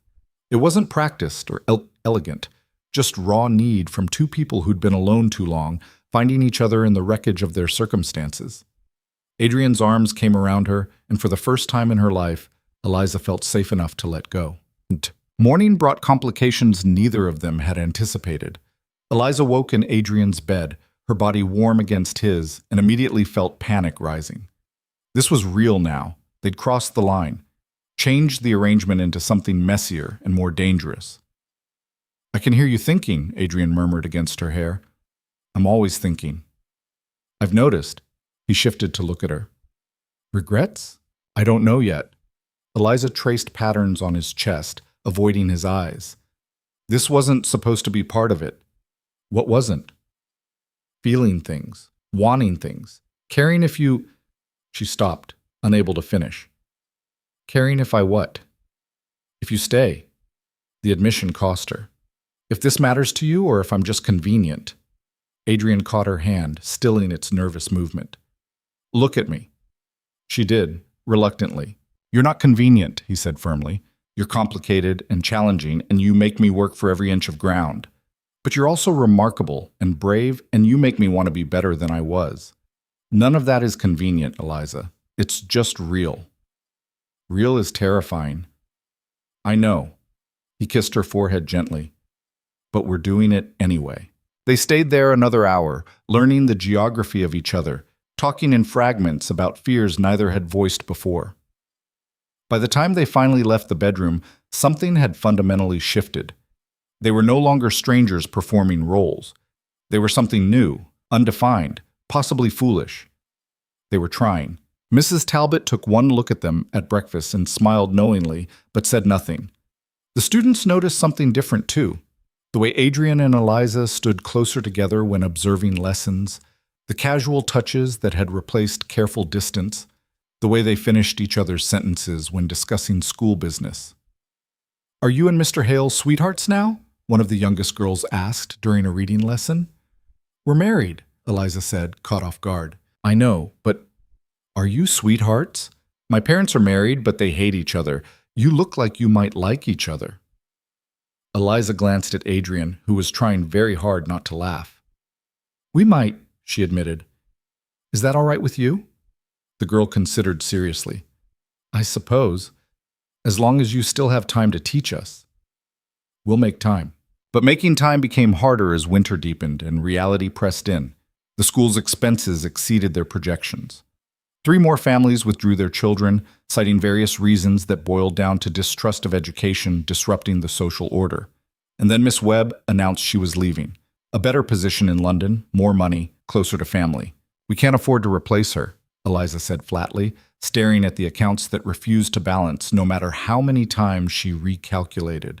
Not at a salary that would attract qualified teachers. Then we teach, Adrian said. We're already teaching half the time while managing the estate and dealing with everything else. We can't do it all ourselves. We'll find a way. Stop saying that! Eliza's control finally snapped, months of pressure finding release. Stop pretending optimism solves problems. We're failing, Adrian. The school is failing. We don't have enough money, enough teachers, enough students who will actually attend. My father was right. This was a disaster waiting to happen. Your father was wrong about everything. Was he? We're drowning in debt again. The estate barely breaks even, and now we've added a school that's hemorrhaging money we don't have. She threw her pen down. We should cut our losses, close it before we lose everything. No, that's not your decision alone. And it's not yours alone either. Adrian's voice went hard. We built this together. We decide together. And I'm not giving up because it's difficult. It's not difficult. It's impossible. Nothing we've done has been possible. Adrian stood, matching her energy. The estate was supposed to be beyond saving. Our marriage was supposed to be a cold transaction. You were supposed to stay trapped and miserable. But we changed all of that because we refused to accept impossible. Why stop now? Because I'm tired. The words ripped out of her. I'm tired of fighting for every inch of progress. Tired of pretending confidence I don't feel. Tired of acting like I know what I'm doing when I'm making it all up as I go. I'm exhausted, Adrian, and I don't know if I have enough left to keep going. The silence that followed was heavy with all the fear she'd been carrying. Adrian crossed to her slowly, pulling her into his arms despite her rigid resistance. Then rest. Let me carry it for a while. You can't watch me. He held her tighter. You've been driving this forward from the beginning. Let me take the weight. Trust me enough to lean. Eliza wanted to argue, to insist she was fine, to maintain the control that had kept her safe for so long. Instead, she let herself collapse against him, months of exhaustion finding release in shaking sobs she couldn't contain. Adrian held her through it, offering no solutions, no platitudes, just steady presence while she fell apart. When she finally pulled back, her face was blotchy, and her eyes were swollen, and she felt stripped bare in a way that should have been humiliating, but somehow wasn't. I'm a mess, she said. You're human. Adrian wiped tears from her cheeks. And you're not doing this alone anymore. Partners, remember? Partners. So here's what we're going to do. I'll take over the school operations for the next month. You focus on the estate finances and nothing else. We divide the load properly instead of both trying to do everything. The students know me better. Then I'll learn. They adapted when you had to take over from Miss Webb. They'll adapt again. He kissed her forehead. Trust me, Eliza, please. It went against every instinct she had, every lesson she'd learned about relying only on herself. But she was too tired to fight anymore. 1 month, she agreed. But if it's not working, we adjust. Together. Adrian discovered teaching was significantly harder than he'd anticipated. The younger students were manageable, enthusiastic, easily impressed, thrilled when he did simple magic tricks with coins during mathematics lessons. The older ones were more challenging, testing his authority, questioning his knowledge, pushing boundaries to see where they were. Why should we learn Latin? Thomas, one of the tenant farmer's sons, demanded during a lesson.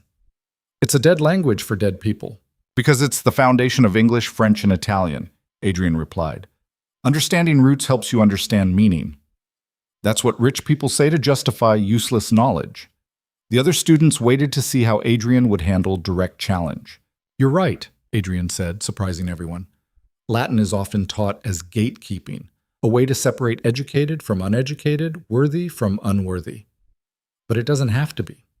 Language is power, Thomas. The more languages you understand, the more you can access. Books, ideas, arguments you can make on your own behalf instead of relying on others to translate for you. So it's about power. Everything's about power. The question is whether you want to have it or let others keep it from you. Thomas considered this, then nodded slowly. All right, teach us the power language. After that, the older students engaged differently, not as reluctant participants in someone else's project, but as co-conspirators in acquiring tools they'd been told weren't for them. Adrian found he loved it. He loved watching comprehension dawn on faces that had been taught they were stupid, loved the fierce debates that erupted over history and ethics, loved the moment when a struggling reader finally connected letters to meaning and looked up with pure joy. This was what Eliza had been trying to give them, not charity, not condescension, just opportunity. He came home each evening exhausted and energized simultaneously, bursting with stories about student progress and classroom dynamics. Eliza listened with something that looked like relief, her own burden lightened by having someone else carry the school's weight. They challenged me on the value of poetry today, Adrian said over dinner. Said it was frivolous. What did you tell them? That poetry is how you say things that have no other words. That every revolution starts with someone finding language for what everyone felt but couldn't express. He paused. Then I had them write their own, about anything they wanted. How did that go? Thomas wrote about his father dying from preventable disease because they couldn't afford a doctor. Mary wrote about watching her brother go hungry so she could eat. Adrian's voice caught. They were devastating and beautiful and real. Eliza reached across the table, taking his hand. You're good at this. I'm learning from the best. They'd fallen into a rhythm, separate work during the day, coming together at night to share victories and frustrations, slowly learning how to be partners in every sense. The physical intimacy had deepened, but so had the emotional trust, each making the other more significant. 3 weeks into their new arrangement, Adrian came home to find Eliza in the library, papers spread around her, looking triumphant. I found money, she announced. Where? Your parliamentary seat, the one you never activated. She pulled out documents. There's a small stipend for active members. Not much, maybe £300 annually, but it's something. And more importantly, it gives you a platform. A platform for what? For advocating for educational funding, for changing the laws that keep people trapped in ignorance. Eliza's eyes were bright with possibility. You're good with people, Adrian. You make arguments they understand. What if you took that to Parliament? What if our school became a model for something larger? That's ambitious. I'm feeling ambitious. She stood, crossing to him. We're already radicals. Might as well be useful radicals. Adrian pulled her close, marveling at how natural it felt now. You want to change the world. I want to change our small part of it. The world can follow if it wants. Have I mentioned you're extraordinary? Frequently, I'm starting to believe it might be true. He kissed her, and she responded with a hunger that still surprised him. This woman who'd been so carefully controlled now letting herself feel everything without reservation. They made love in the library, urgent and imperfect, books tumbling from shelves they knocked against, laughing at the absurdity and beauty of it. Afterward, lying on the floor wrapped in his coat, Eliza traced his jawline with gentle fingers. "I'm pregnant," she said quietly. Adrian's world stopped. "What?" "I'm pregnant. About 6 weeks, I think. I wasn't certain until today, but..." She placed his hand on her still flat stomach. "We're going to have a child." Joy and terror hit simultaneously. This was what the arrangement had required, what her father had demanded, what everyone expected. But it felt different now. Not an obligation to fulfill, but a consequence of something real they'd built together. "How do you feel about it?" Adrian asked carefully. "Terrified. Thrilled.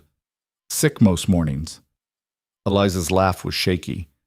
"Mostly terrified. My mother died in childbirth. I know the statistics. I know what can go wrong." "Don't think about that." "How can I not? Women die, Adrian, regularly, from something we're told is natural and beautiful, but is actually just dangerous." Her voice tightened. "What if I die? What if the baby dies? What if..."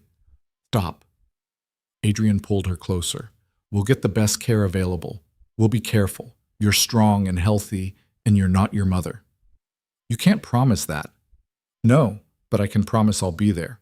Whatever happens, you won't be alone." Eliza was quiet for a long moment. "The heir requirement will be fulfilled. Your obligation met." "This isn't about obligation anymore." "Isn't it? We married for practical reasons. This is just the practical outcome." Adrian heard the fear underneath her words, the terror that this pregnancy reduced her back to a transaction, that the child mattered more than she did, that she was just a vessel for someone else's legacy. "Look at me," he said firmly. She did, reluctantly. "I love you," Adrian said clearly. "Not because you're pregnant, not because you managed the estate or built the school or fulfilled any requirement. I love you because you're brave and brilliant and you challenge me to be better. The baby is wonderful news. But you matter more. You will always matter more. Do you understand?" Eliza's eyes filled. "You can't mean that." "I absolutely mean it. Most men..." "I don't care what most men think. I care what you need to hear, which is that you are not replaceable. Not by an heir. Not by anything." She kissed him then, desperate and grateful, and Adrian held her through it, trying to anchor her against the fear that had been taught by her mother's death and her father's callousness. "We'll be all right," he promised against her hair. "Both of us. All three of us." "You can't know that." "No, but I choose to believe it anyway." "Okay." They told no one at first, keeping the pregnancy secret while Eliza's body changed in ways she documented with clinical precision in a private journal. Morning sickness hit hard, forcing her to retreat from some duties, making Adrian the school's primary administrator. "You're doing too much," Mrs. Talbot said, finding Adrian preparing lessons at midnight. "You need rest." "Eliza needs rest more. I can manage." "You're exhausted, both of you. This pace isn't sustainable. What choice do we have? The school needs running, the estate needs managing, and Eliza can barely keep food down most mornings." Mrs. Talbot's expression softened. "So it's true then. She's with child." Adrian froze. "How did you..." "I've worked in houses for 30 years. I recognize the signs. Does anyone else know?" "No, we're not ready to announce it." "Because of her mother," Mrs. Talbot guessed. "The poor girl is terrified. She won't admit it, but yes. Get her a doctor, a good one, from London if necessary. Women die from neglect as much as complications." The housekeeper's voice was firm. "Whatever it costs, it's worth it." Adrian knew she was right, but money was tight again despite Eliza's careful management.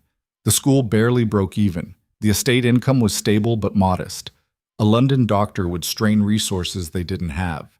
He activated his parliamentary seat the following week. The stipend helped, but more valuable was the access it provided.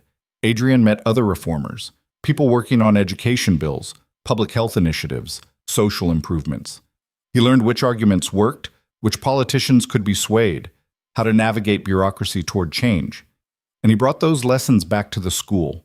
implementing changes, improving methods, slowly building something that could serve as a model for others. "You're good at this," one of his parliamentary colleagues said after Adrian presented arguments for public education funding. "Have you considered making it more than just a side project?" "It's not a side project, it's my life's work." "Then perhaps you should treat it as such. Run for election properly, build a coalition, actually change policy instead of just running one school." The idea planted itself in Adrian's mind, growing roots. He mentioned it to Eliza that night as they lay in bed, her head on his chest, his hand resting on her slightly swelling stomach. "You want to run for parliament?" she asked. "I want to expand what we're doing. One school helps dozens of students. Policy changes could help thousands. That would mean London part of the year, meetings, campaigns, time away from here." "I know." Eliza was quiet, her fingers tracing idle patterns on his skin.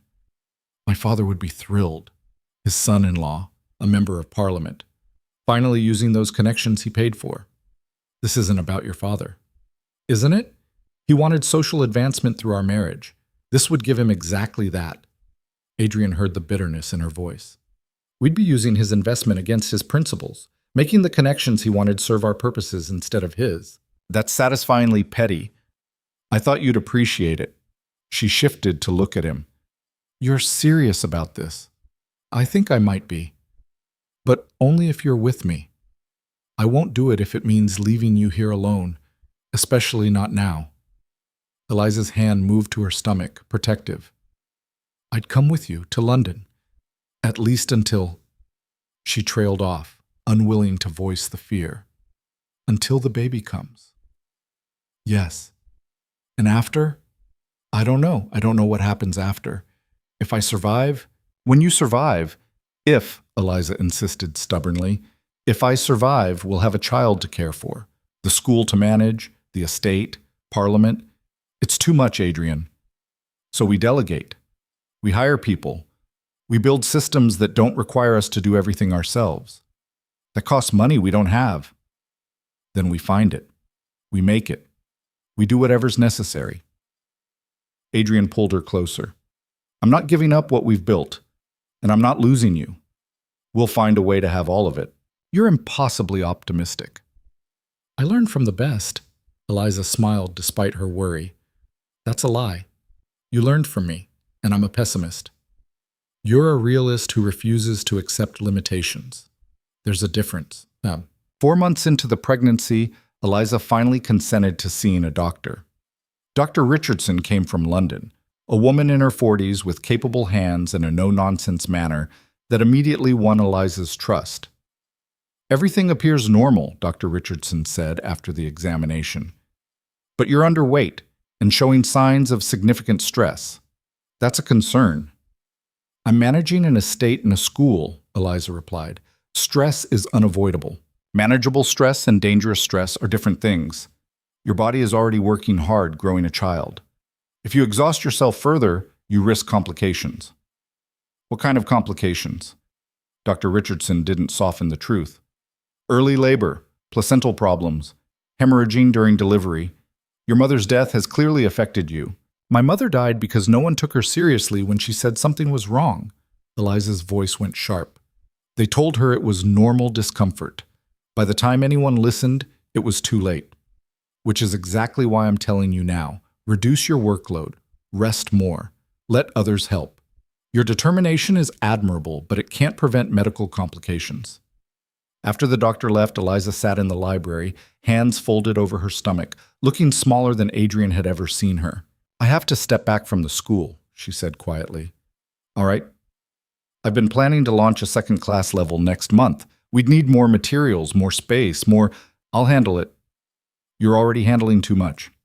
"Then we'll postpone it, or we'll find help. But you need to rest, Eliza. The baby needs you to rest." "I don't know how to rest. I don't know how to not work." Her voice cracked. "If I stop, if I slow down, all I have left is fear. And I can't live with that for 5 more months." Adrian knelt beside her chair, taking her hands. "Then work differently. Not less necessarily, but lighter. Consulting instead of doing. Planning instead of executing. Let the students come to you instead of you going to them." "That's not the same." "No. but it keeps you involved while protecting you both. Eliza looked at him with eyes full of terror she was trying very hard to hide. What if it's not enough? What if I do everything right and still die anyway? Then I'll raise our child knowing their mother was extraordinary and brave and did everything she could. Adrian's voice was steady despite his own fear. But that's not going to happen. You're going to survive this. We're going to survive this together. You can't promise. I can promise I'll fight for you. That if anything goes wrong, I'll choose you. Every time. Without hesitation. Something shifted in Eliza's expression. Not relief exactly, but a kind of desperate hope. The child matters less than you do. Society can go to hell. You are my priority. Always. Eliza pulled him up, kissing him with a ferocity that spoke of fear and gratitude and love all tangled together. Say it again. I love you. You matter more. I'll choose you. Promise. I promise. Odds. 2 months before the baby was due, Edmund Rowan arrived unannounced with news that shattered their fragile peace. I'm calling in the debt, he said without preamble, standing in their entrance hall like an avenging specter. Adrian felt his stomach drop. What debt? The marriage settlement, £45,000, loaned to you upon marriage with the understanding of certain returns. Edmund pulled out papers. There's a clause you apparently never read. If the marriage fails to produce a male heir within 2 years, the full amount becomes immediately due. That's 15 months away, Eliza said, her hand protective over her swollen belly. And I'm pregnant now, with a child of unknown sex. The clause specifies male heir. Edmund's smile was cruel. And given your mother's history, there's no guarantee you'll even survive childbirth, much less produce the required son. You bastard, Adrian said quietly. I'm a businessman protecting my investment. This school nonsense, your parliamentary posturing, my daughter's radical ideas. None of it was part of our agreement. You were supposed to provide social connections and a legitimate heir. Instead, you've embarrassed the family name with this education project and haven't even managed the basic biological requirement yet. Get out, Eliza said, her voice shaking.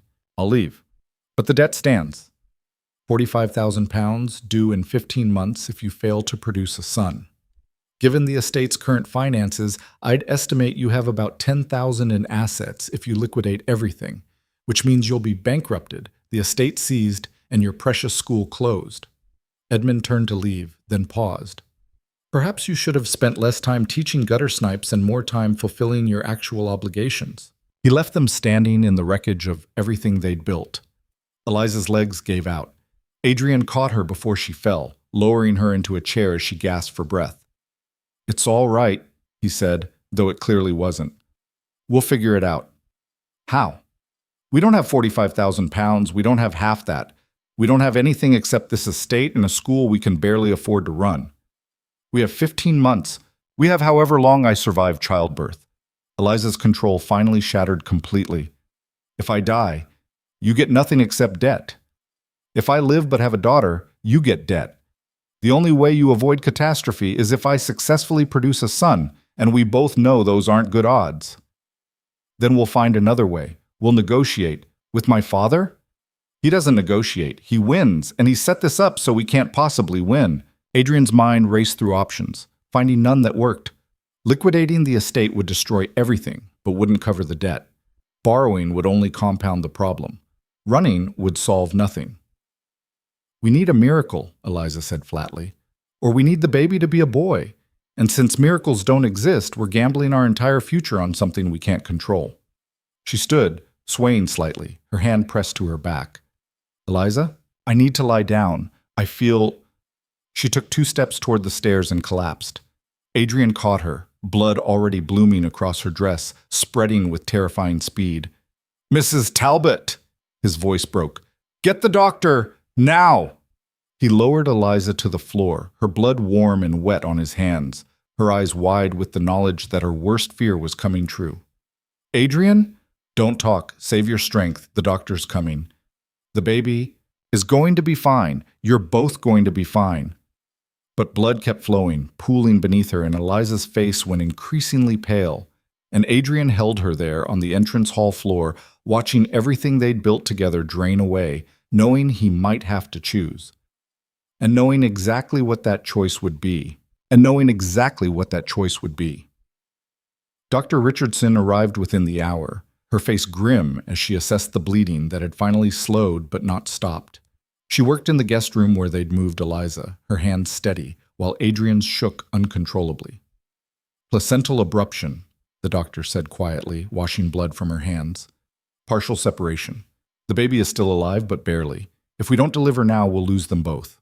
It's too early, Adrian said. She's only 7 months. I'm aware. But the alternative is watching her bleed to death. Dr. Richardson's eyes were compassionate but unyielding. The baby is small, underdeveloped. The odds aren't good for survival even if we deliver successfully. Adrian's world narrowed to a single point. And Eliza? The delivery will be dangerous. She's already lost significant blood. Her body is weakened. There are risks of hemorrhage, infection, complications I can't predict. The doctor paused. Mr. Hale, I need you to understand what I'm saying. If complications arise during delivery, I may have to make choices, quickly, without time for consultation. What kind of choices? Between saving your wife or saving the child? Dr. Richardson said it plainly, without euphemism. I will do everything possible to save both, but if I can only save one, I need to know your priority. The question Adrian had been dreading since Eliza first told him she was pregnant, the choice that destroyed whatever option you didn't pick. Eliza, he said without hesitation. Save Eliza. The child could be male, the heir your arrangement requires. I don't care about the arrangement. I don't care about the debt or the estate or any of it. Save my wife. Dr. Richardson nodded slowly. Does she know this is your decision? She knows. Good. Because when she wakes up, she's going to ask, and you're going to have to live with whatever answer you give her. The doctor turned back toward the room. I'll need hot water, clean linens, and someone with steady hands to assist. Can you manage that? Adrian wasn't sure he could manage anything, but he nodded. The delivery took 4 hours that felt like 4 years. Adrian waited outside the room because Dr. Richardson had banned him, saying his panic would help no one. He paced the hallway while sounds filtered through the door. Eliza's screams, the doctor's calm instructions, periods of terrible silence that made his heart stop. Mrs. Talbot brought tea he couldn't drink. Thomas appeared from the gardens, hat in his hands, asking if there was anything he could do. Anna cried quietly in the kitchen. The students who'd stayed late for evening lessons huddled together, whispering prayers Adrian couldn't bring himself to echo. Then, finally, a sound he'd been terrified he wouldn't hear. A baby's cry. Weak and thin, but unmistakably alive. The door opened. Dr. Richardson emerged, exhausted and blood-spattered. Your wife is alive, she said first, knowing that's what he needed to hear. Weak, but alive. The bleeding has stopped. And the baby? A girl, very small. She'll need careful monitoring, but she's breathing on her own. That's more than I expected given the circumstances. A girl, not the male heir Edmund Rowan required, not the solution to their debt. Adrian found he didn't care even slightly. Can I see them? Briefly, your wife needs rest more than anything. Eliza lay pale and motionless in the bed, looking smaller than Adrian had ever seen her. The baby was wrapped in blankets beside her, a tiny thing with Eliza's dark hair and features too small to really distinguish yet. Adrian. Eliza's voice was barely a whisper. He was at her side immediately, taking her hand carefully. I'm here. The baby? A girl, small but alive. Eliza's eyes filled with tears. Not a boy. I don't care. Your father will call in the debt. We'll lose everything. I said I don't care. Adrian kissed her forehead gently. You're alive. Our daughter is alive. Everything else can burn. Easy to say now. Harder when we're bankrupted and homeless. We'll manage. How? I have absolutely no idea, but we will. He stroked her hair, careful of how fragile she seemed. Rest now. We'll figure out the rest later. Eliza's eyes drifted closed, exhaustion claiming her. Adrian sat beside the bed, watching her breathe, watching their daughter's tiny chest rise and fall, and tried to figure out how to save everything from the ruins of his choice. 3 days later, Edmund Rowan arrived to assess his investment's outcome. Adrian met him at the door, physically blocking entry. She's not receiving visitors. I'm not a visitor. I'm her father. You're a creditor who threatened to destroy us. You're not seeing her. Edmund's face hardened. I heard about the birth. A girl. How unfortunate for you. Get off my property. It won't be your property much longer. 15 months, Hale. Then everything becomes mine. Edmund smiled coldly. Perhaps you should have prioritized producing a son over playing schoolmaster. Adrian's fist connected with Edmund's jaw before conscious thought caught up. The older man staggered back, hand to his face, shock and fury warring in his expression. You struck me. I did, and I'll do it again if you don't leave. Adrian's voice was deadly calm.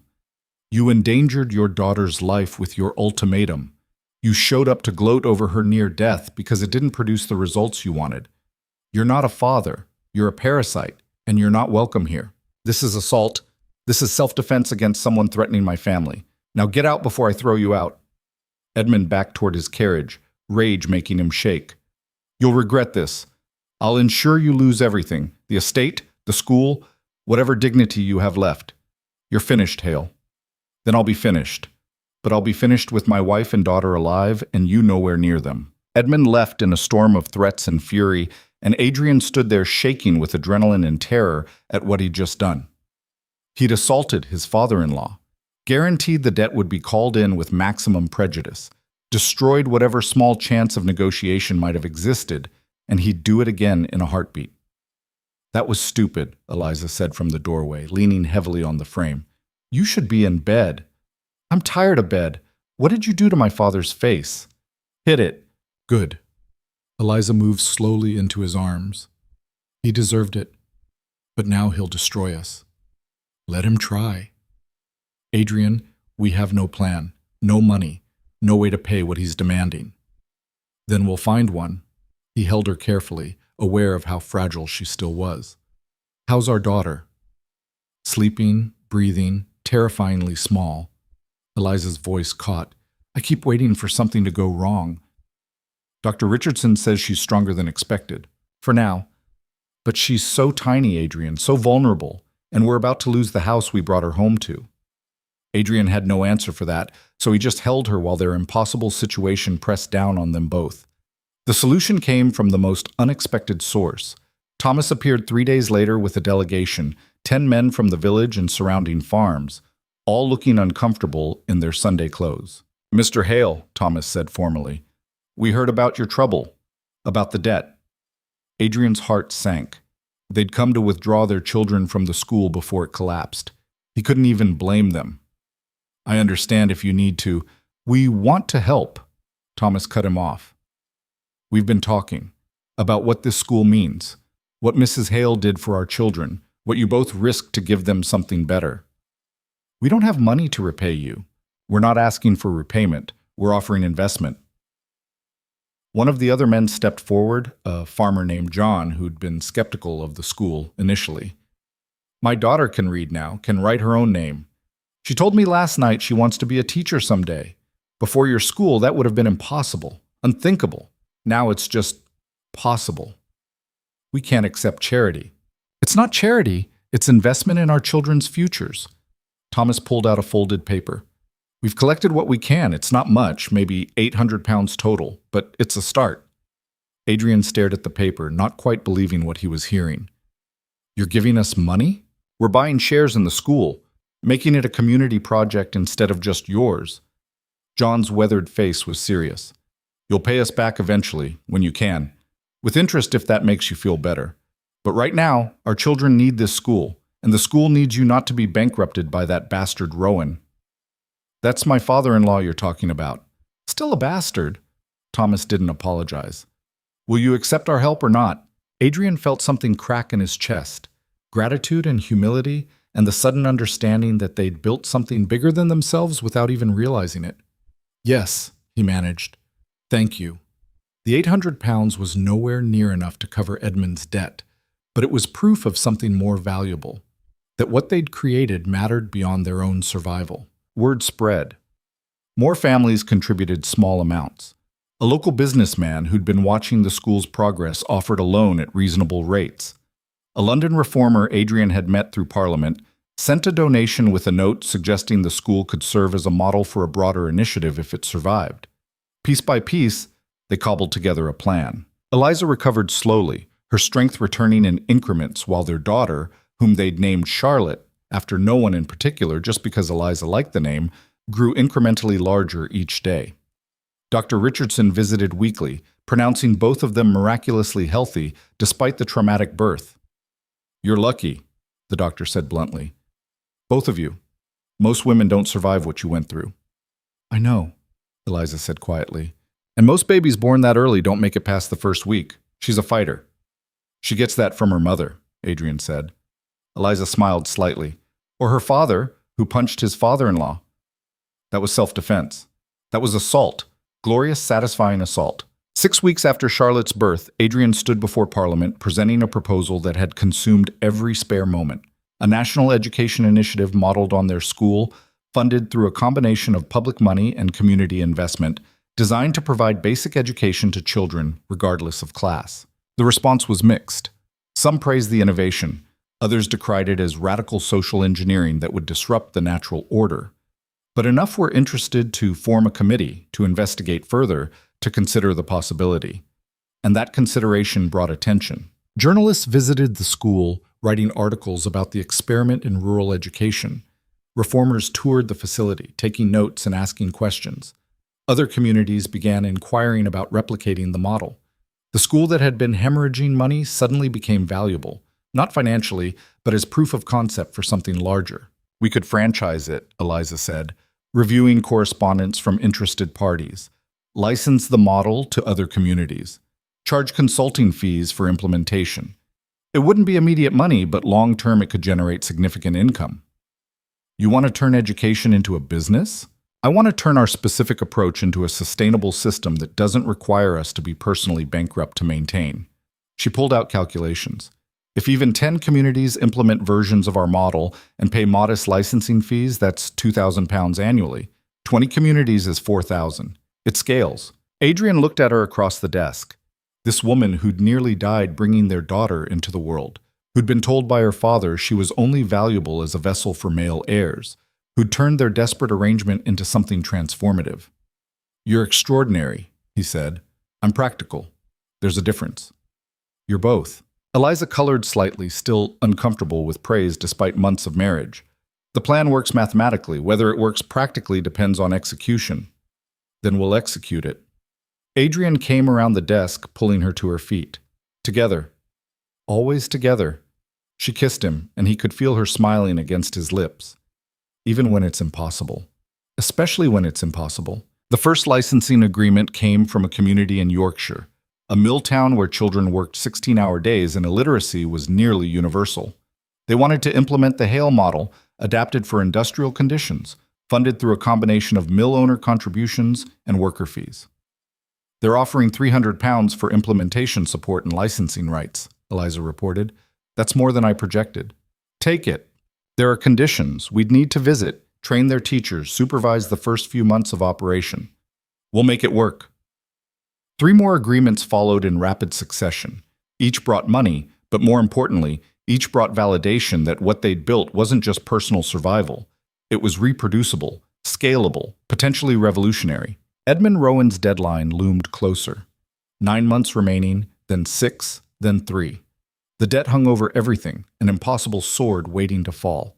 But they kept building anyway. Charlotte grew from a frighteningly tiny infant to a small but sturdy baby who watched everything with Eliza's serious eyes and occasionally smiled with Adrian's unexpected warmth. The school expanded to 35 students across 2 age groups. The licensing agreements generated steady income. Adrian's parliamentary work gained traction, slowly building support for broader reform. It still wasn't enough to cover £45,000. 2 months before the deadline, Adrian received an unexpected letter. It was from a consortium of reform-minded aristocrats and businessmen who'd been following the school's progress. They proposed a formal investment structure, purchasing shares in what they termed the Hale Educational Trust, which would manage the school, licensing agreements, and future expansion.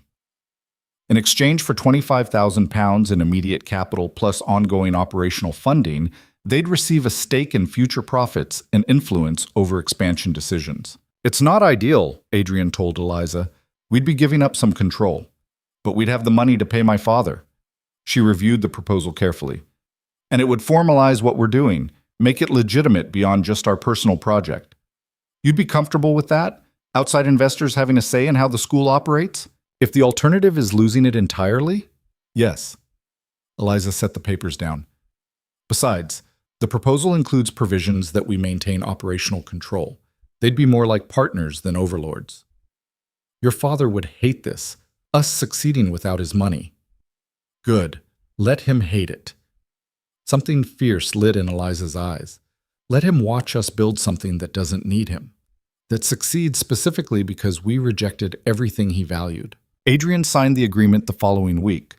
The consortium transferred £25,000. Combined with the $8,000 they'd managed to save from licensing fees and careful estate management, it gave them $33,000, still $12,000 short of what Edmund demanded. We need a miracle for the rest, Eliza said flatly. The miracle came in the form of Adrian's parliamentary seat. The stipend had been £300 annually, barely enough to matter. But the seat itself had value, specifically the voting rights that came with it. One of the consortium members, a businessman named Mr. Pembroke, who'd been trying to gain influence in Parliament for years, made an offer. I'll pay £12,000 for the seat, Pembroke said bluntly. You resign it to me. I assume it. Everyone's happy.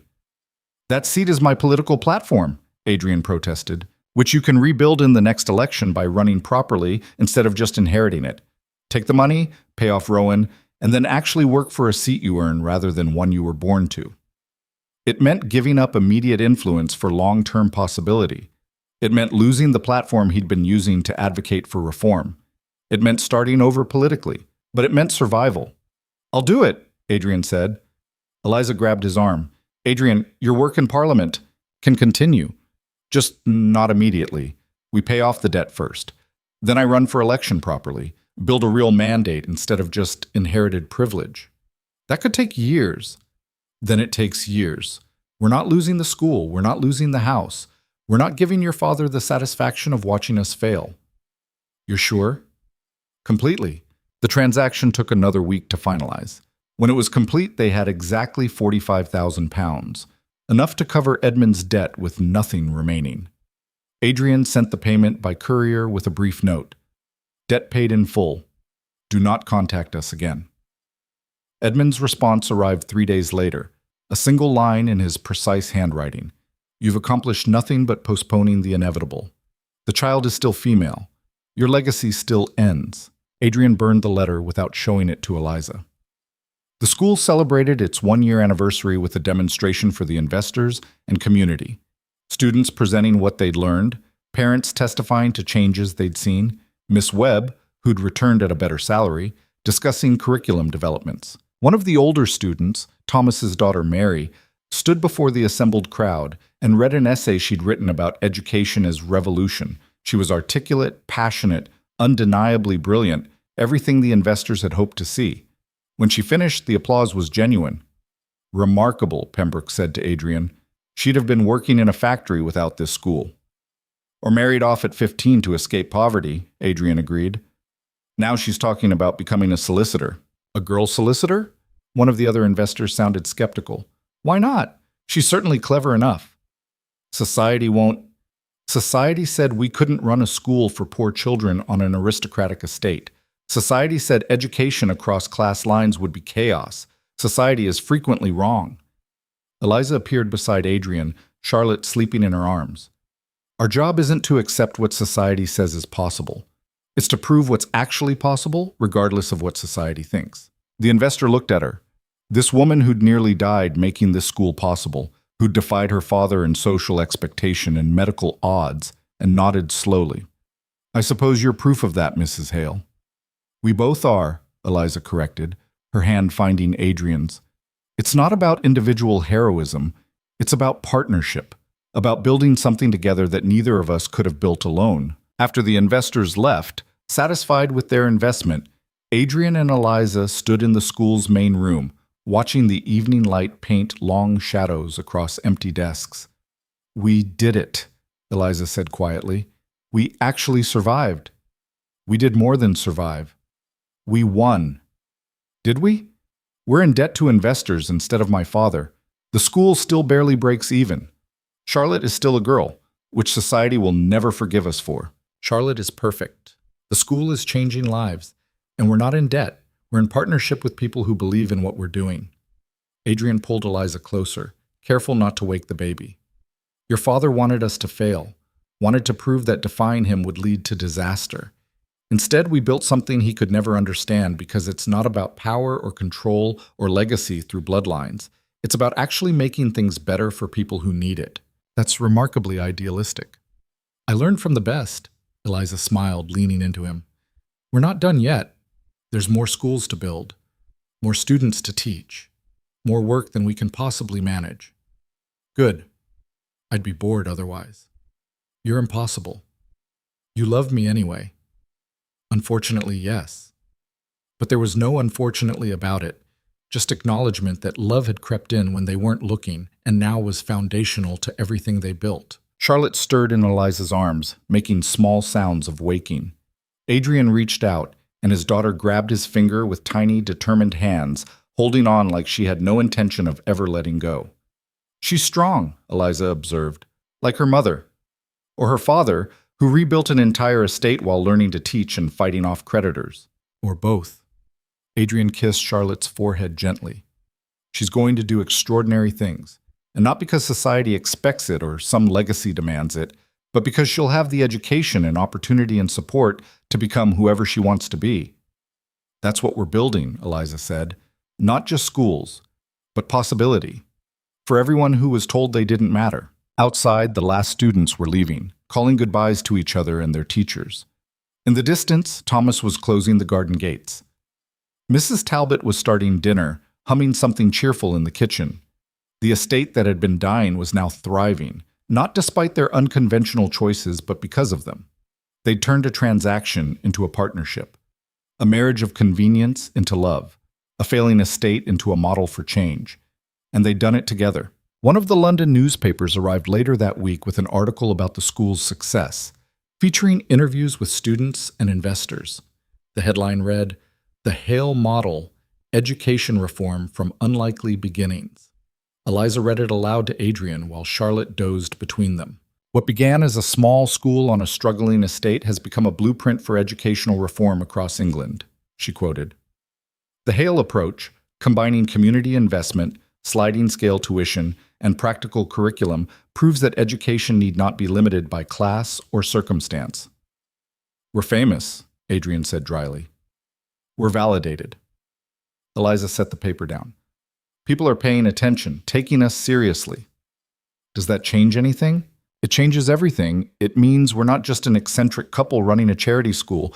We're architects of a model that works, that others want to replicate, that your father will have to watch succeed. Yes. Eliza's smile was sharp. That might be my favorite part. The recognition brought more opportunities, speaking invitations, consulting requests, investment proposals. The impossible school that should have bankrupted them had instead become their fortune, proving that sometimes the most radical thing you could do was simply refuse to accept that caring about people who weren't like you was impractical. It was practical. It was profitable.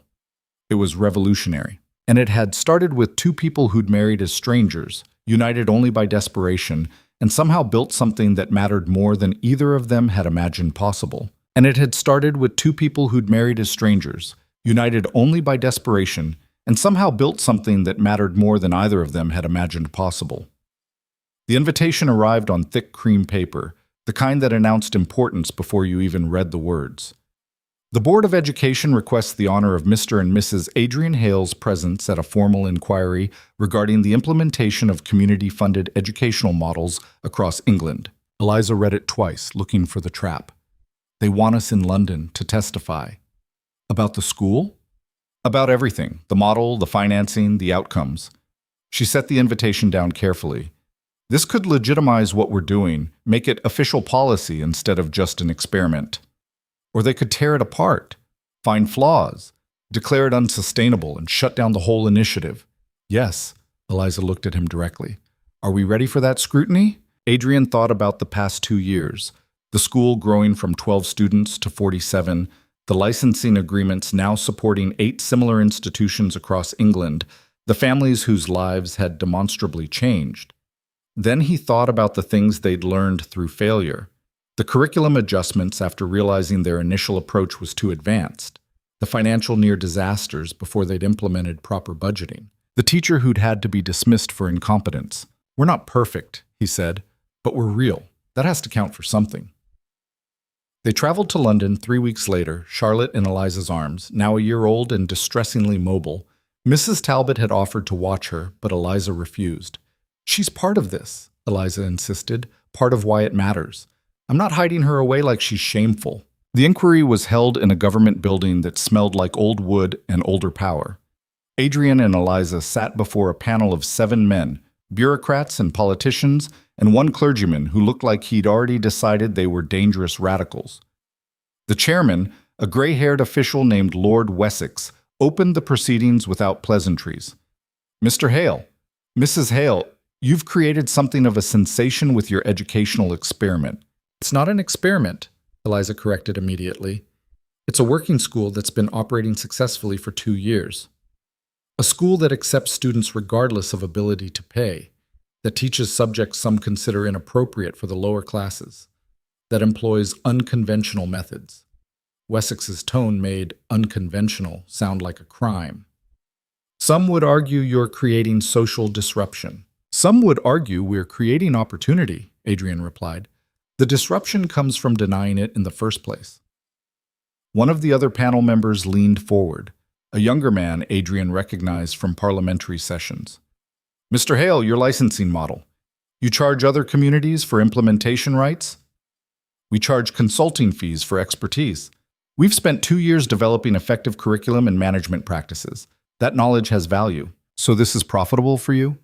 It's sustainable for us, which means we can continue operating without relying on charity or going bankrupt. Sustainability benefits everyone. But you're making money from educating the poor. The clergyman spoke for the first time, his voice dripping disapproval. That seems morally questionable. Eliza stood abruptly, Charlotte on her hip. What's morally questionable is keeping people ignorant because educating them might disrupt your comfort. We're not running a charity.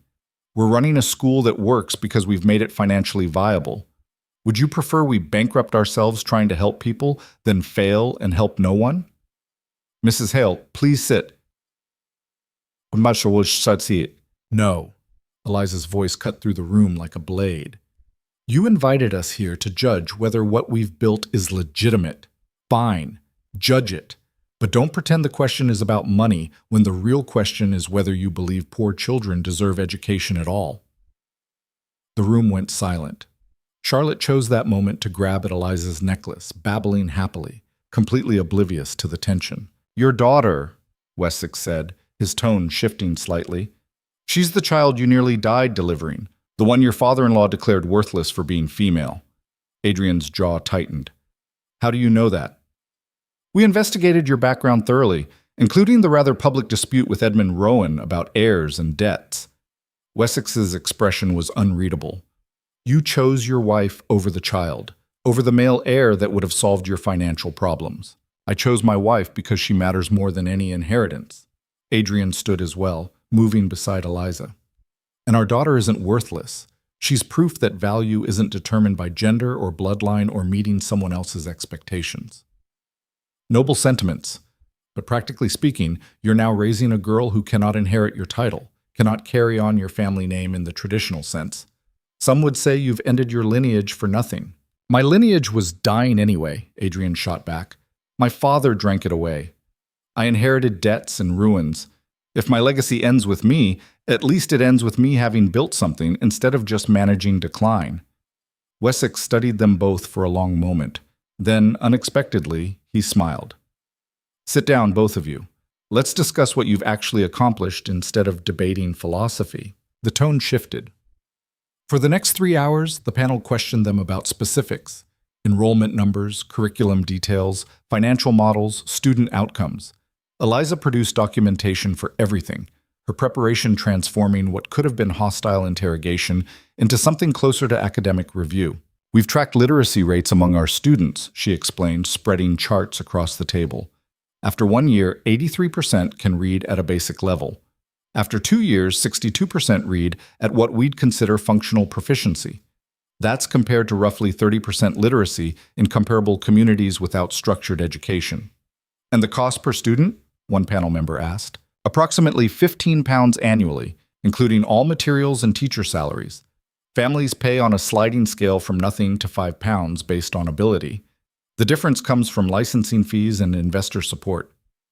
That's remarkably low. That's remarkably efficient, Eliza corrected. We don't waste money on unnecessary facilities or inflated administrative costs. We pay teachers fairly but not extravagantly. We use what works and cut what doesn't. The clergyman who'd been hostile earlier cleared his throat. Mrs. Hale, I must ask, what do you say to critics who claim you're teaching these children to be dissatisfied with their station in life? Eliza met his eyes steadily. I say their station in life was assigned by circumstance, not merit. If education makes them dissatisfied with poverty and ignorance, then good. Dissatisfaction drives change. And change is exactly what England needs if we want to be a nation that values all its people, not just those born to privilege. That sounds like revolution. That sounds like progress, though I understand those can look similar to people comfortable with the status quo. Adrian half expected them to be thrown out.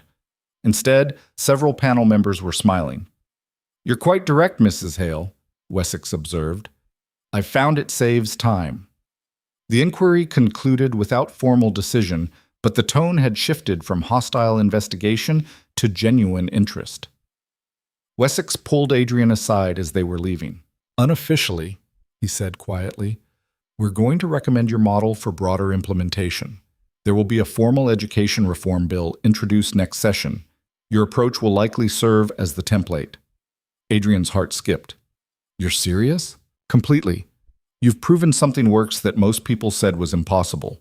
That's politically valuable. Wessex paused. I'd suggest you consider running for Parliament again, properly this time. We need voices like yours and your wife's shaping policy, not just implementing it at local level. I sold my seat to pay debts, then earn a new one. Stand for election, build support, win. The possibility hung there, tempting and terrifying. That evening, they stayed in a London hotel. Nothing extravagant, but clean and comfortable. Charlotte finally asleep, Adrian and Eliza lay in bed, processing what had happened. They're going to use our model, Eliza said, still sounding slightly disbelieving. Make it national policy. If the bill passes, it will pass. Wessex wouldn't have suggested it otherwise. She turned to face him. We actually did it, Adrian. We changed something. Not just for our students, but potentially for thousands of children we'll never meet. You did it. You're the one who built the systems, proved the model worked. We did it together. I couldn't have done any of it without you defending me against my father, supporting the school when it seemed impossible, choosing me over the heir. Her voice softened. I was wrong that first day. This isn't just a transaction anymore. It hasn't been for a long time. What is it?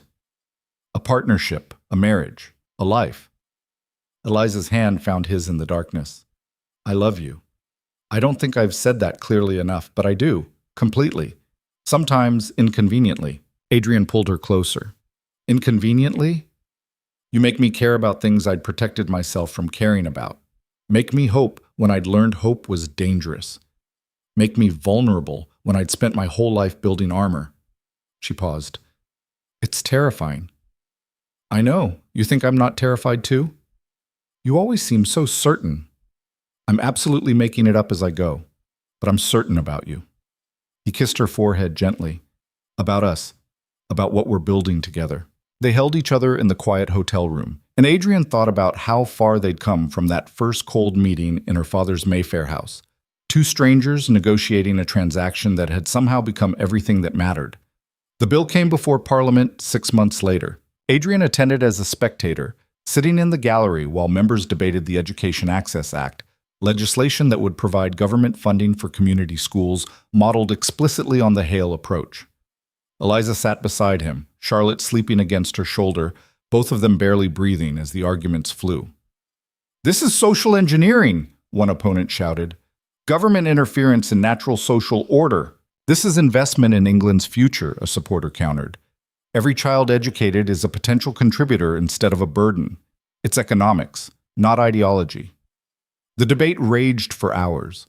Adrian watched members he'd worked with, argued with, slowly convinced over months of advocacy and demonstration. He saw the moment the tide turned, when a skeptical lord stood to speak, then surprised everyone by supporting the bill. I visited one of these Hale schools, the lord said. In a mill town in Yorkshire, I expected chaos, inappropriate mixing of classes, children being taught above their capacity. He paused. What I found was order, purpose, children learning skills that made them more valuable to their families and communities. It works. Whatever our philosophical objections, we cannot ignore results. The vote wasn't even close. The bill passed with a substantial majority. Adrian and Eliza stood with everyone else as the result was announced, then looked at each other in stunned silence. We won, Eliza whispered. We won. They left the gallery quickly, before emotion could overwhelm them in public, and stood outside the Parliament building while London rushed past. This is real, Eliza said. Actual policy. Government funding. National implementation. This is everything we fought for, everything we almost died for. She shifted Charlotte in her arms. Everything we chose over safety and expectation and doing what we were supposed to do. Adrian thought about his father's estate, slowly dying from neglect and resignation. About Eliza's father, who'd tried to destroy them for defying his control. About the countless people who'd said their school was impossible, impractical, dangerous. They were all wrong, he said. They were all terrified of change. We just weren't. Oh, I was terrified. Still am, honestly. Eliza laughed. Me too, but we're doing it anyway. The implementation of the Education Access Act took 2 years and was messier than anyone anticipated. There were funding disputes, administrative tangles, communities that resisted change, and endless bureaucratic complications. Adrian and Eliza found themselves traveling constantly, consulting with new schools, training teachers, troubleshooting problems, fighting for proper resource allocation. It was exhausting. It was frustrating. It was extraordinary. 3 years after the bill passed, there were 47 community schools operating across England using their model. Literacy rates in those communities were climbing measurably. Children who would have been working in factories at age 10 were instead learning mathematics and history. The results were undeniable, and Edmund Rowan was forced to watch it all happen. He appeared at the estate one final time, uninvited and unwelcome, 4 years after Adrian had punched him. "You've made quite a name for yourself," Edmund said, standing in the entrance hall where he'd once threatened bankruptcy. "The education reformers.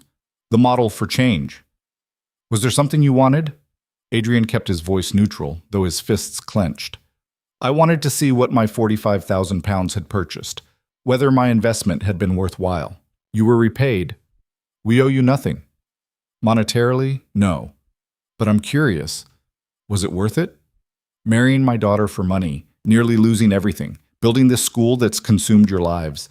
You could have just produced a male heir, kept the money, lived comfortably. Instead, you chose this." Edmund gestured vaguely at the school wing. Chaos, controversy, constant struggle. Eliza appeared from the library, Charlotte at her side now, a 4-year-old with dark hair and braids and her mother's serious expression. "We chose purpose over comfort," Eliza said coldly. "We chose building something meaningful over inheriting something dead. And yes, it was worth it. Every struggle, every risk, every moment you told us we were failing. And your legacy? You still have no male heir. Your daughter cannot carry on the family name. Charlotte will carry on our actual legacy, the work we've done, the changes we've made, the lives we've improved." Eliza pulled her daughter closer protectively. "That matters more than a name on documents." Edmund looked at his granddaughter, the child he'd declared worthless, studying her with something that might have been regret. Charlotte stared back fearlessly.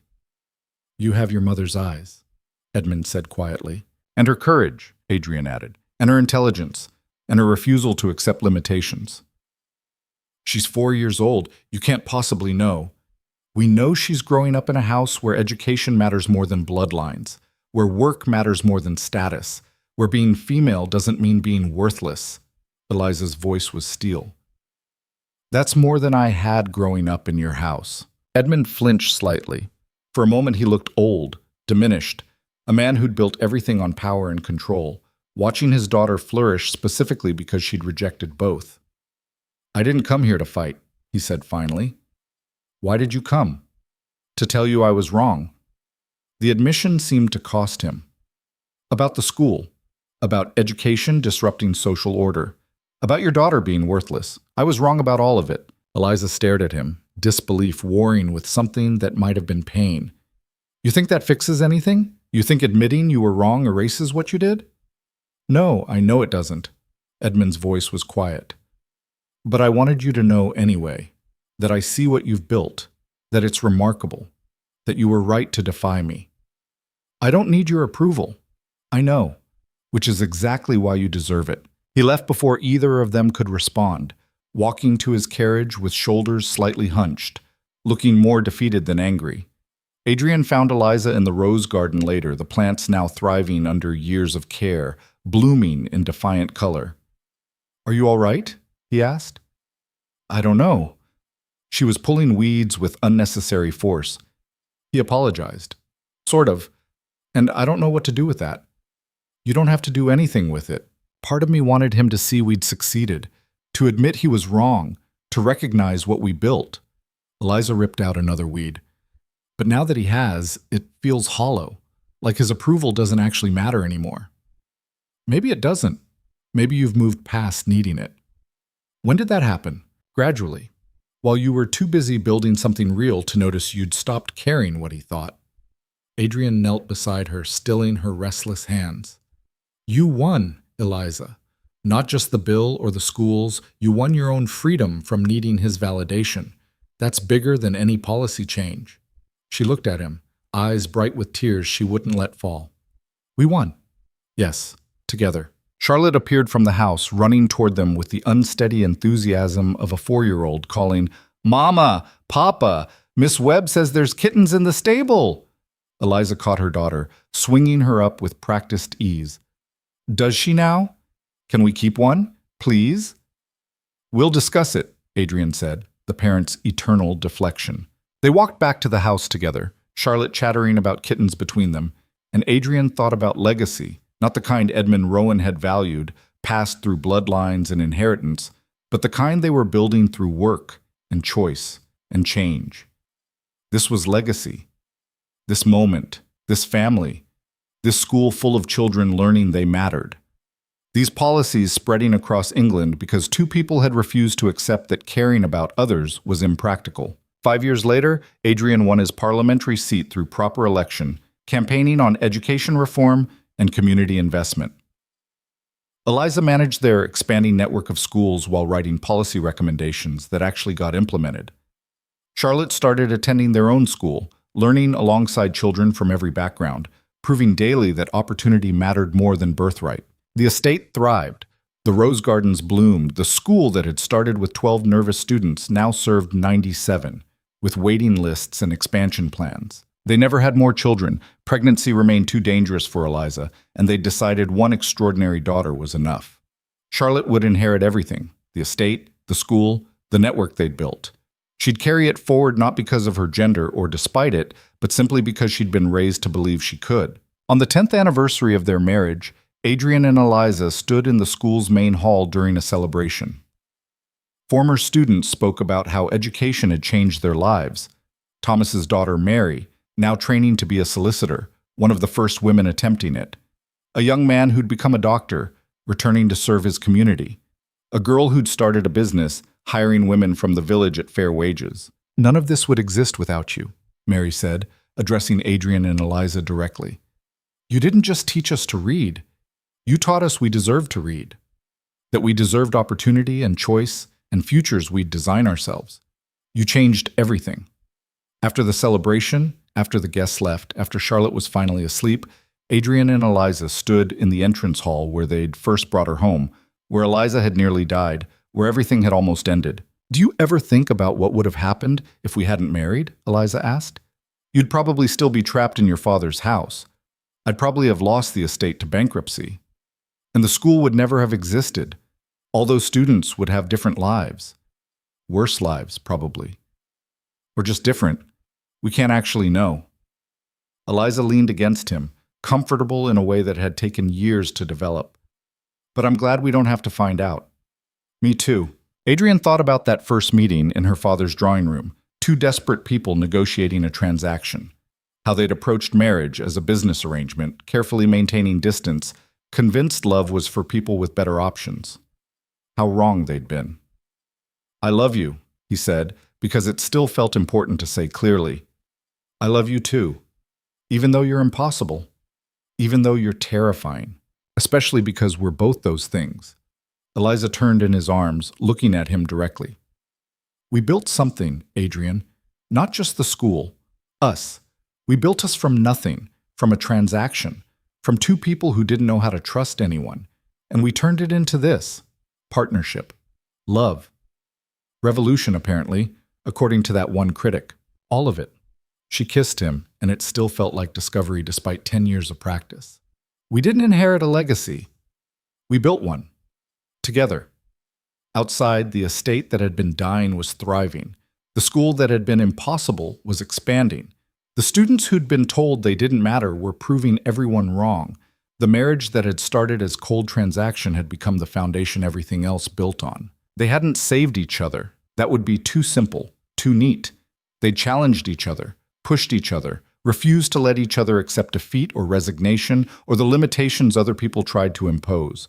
They'd chosen partnership over isolation, purpose over comfort, building over inheriting, each other over everything else. And from those choices, they'd created something that would outlive them both. Not a bloodline or a title or a name in history books, but actual change. Real impact, lives improved, futures expanded, possibilities created where none had existed before. Charlotte would inherit that, would carry it forward, would probably expand it in ways they couldn't imagine because she'd been raised to believe limitation was just another problem to solve. That was legacy. Not what you were born to, but what you built, what you chose, what you changed. 10 years ago, Adrian had stood in a solicitor's office being told his only option was marriage to a stranger. 10 years ago, Eliza had sat in her father's house, angry and trapped, certain her life would be nothing but obligations fulfilled and dreams deferred. Now they stood in a school they'd built together, in an estate they'd resurrected, surrounded by evidence that the impossible was just difficult, and difficult was manageable with the right partner. "We should go to bed," Eliza said practically, though she made no move to leave his arms. "We should. Charlotte will be up early demanding pancakes. Undoubtedly. And we have 3 school visits scheduled this week. I remember. So we really should sleep." "Absolutely." Adrian kissed her forehead. "In a minute." They stood there together in the quiet house, holding each other, grateful for every risk they'd taken, every convention they'd defied, every moment they'd chosen partnership over safety. They'd built a legacy, not inherited, not purchased, not defined by blood or gender or social expectation. Built. Together. From nothing but desperation and determination and the stubborn refusal to accept that caring about others was impractical. It was the most practical thing they'd ever done. And it was everything.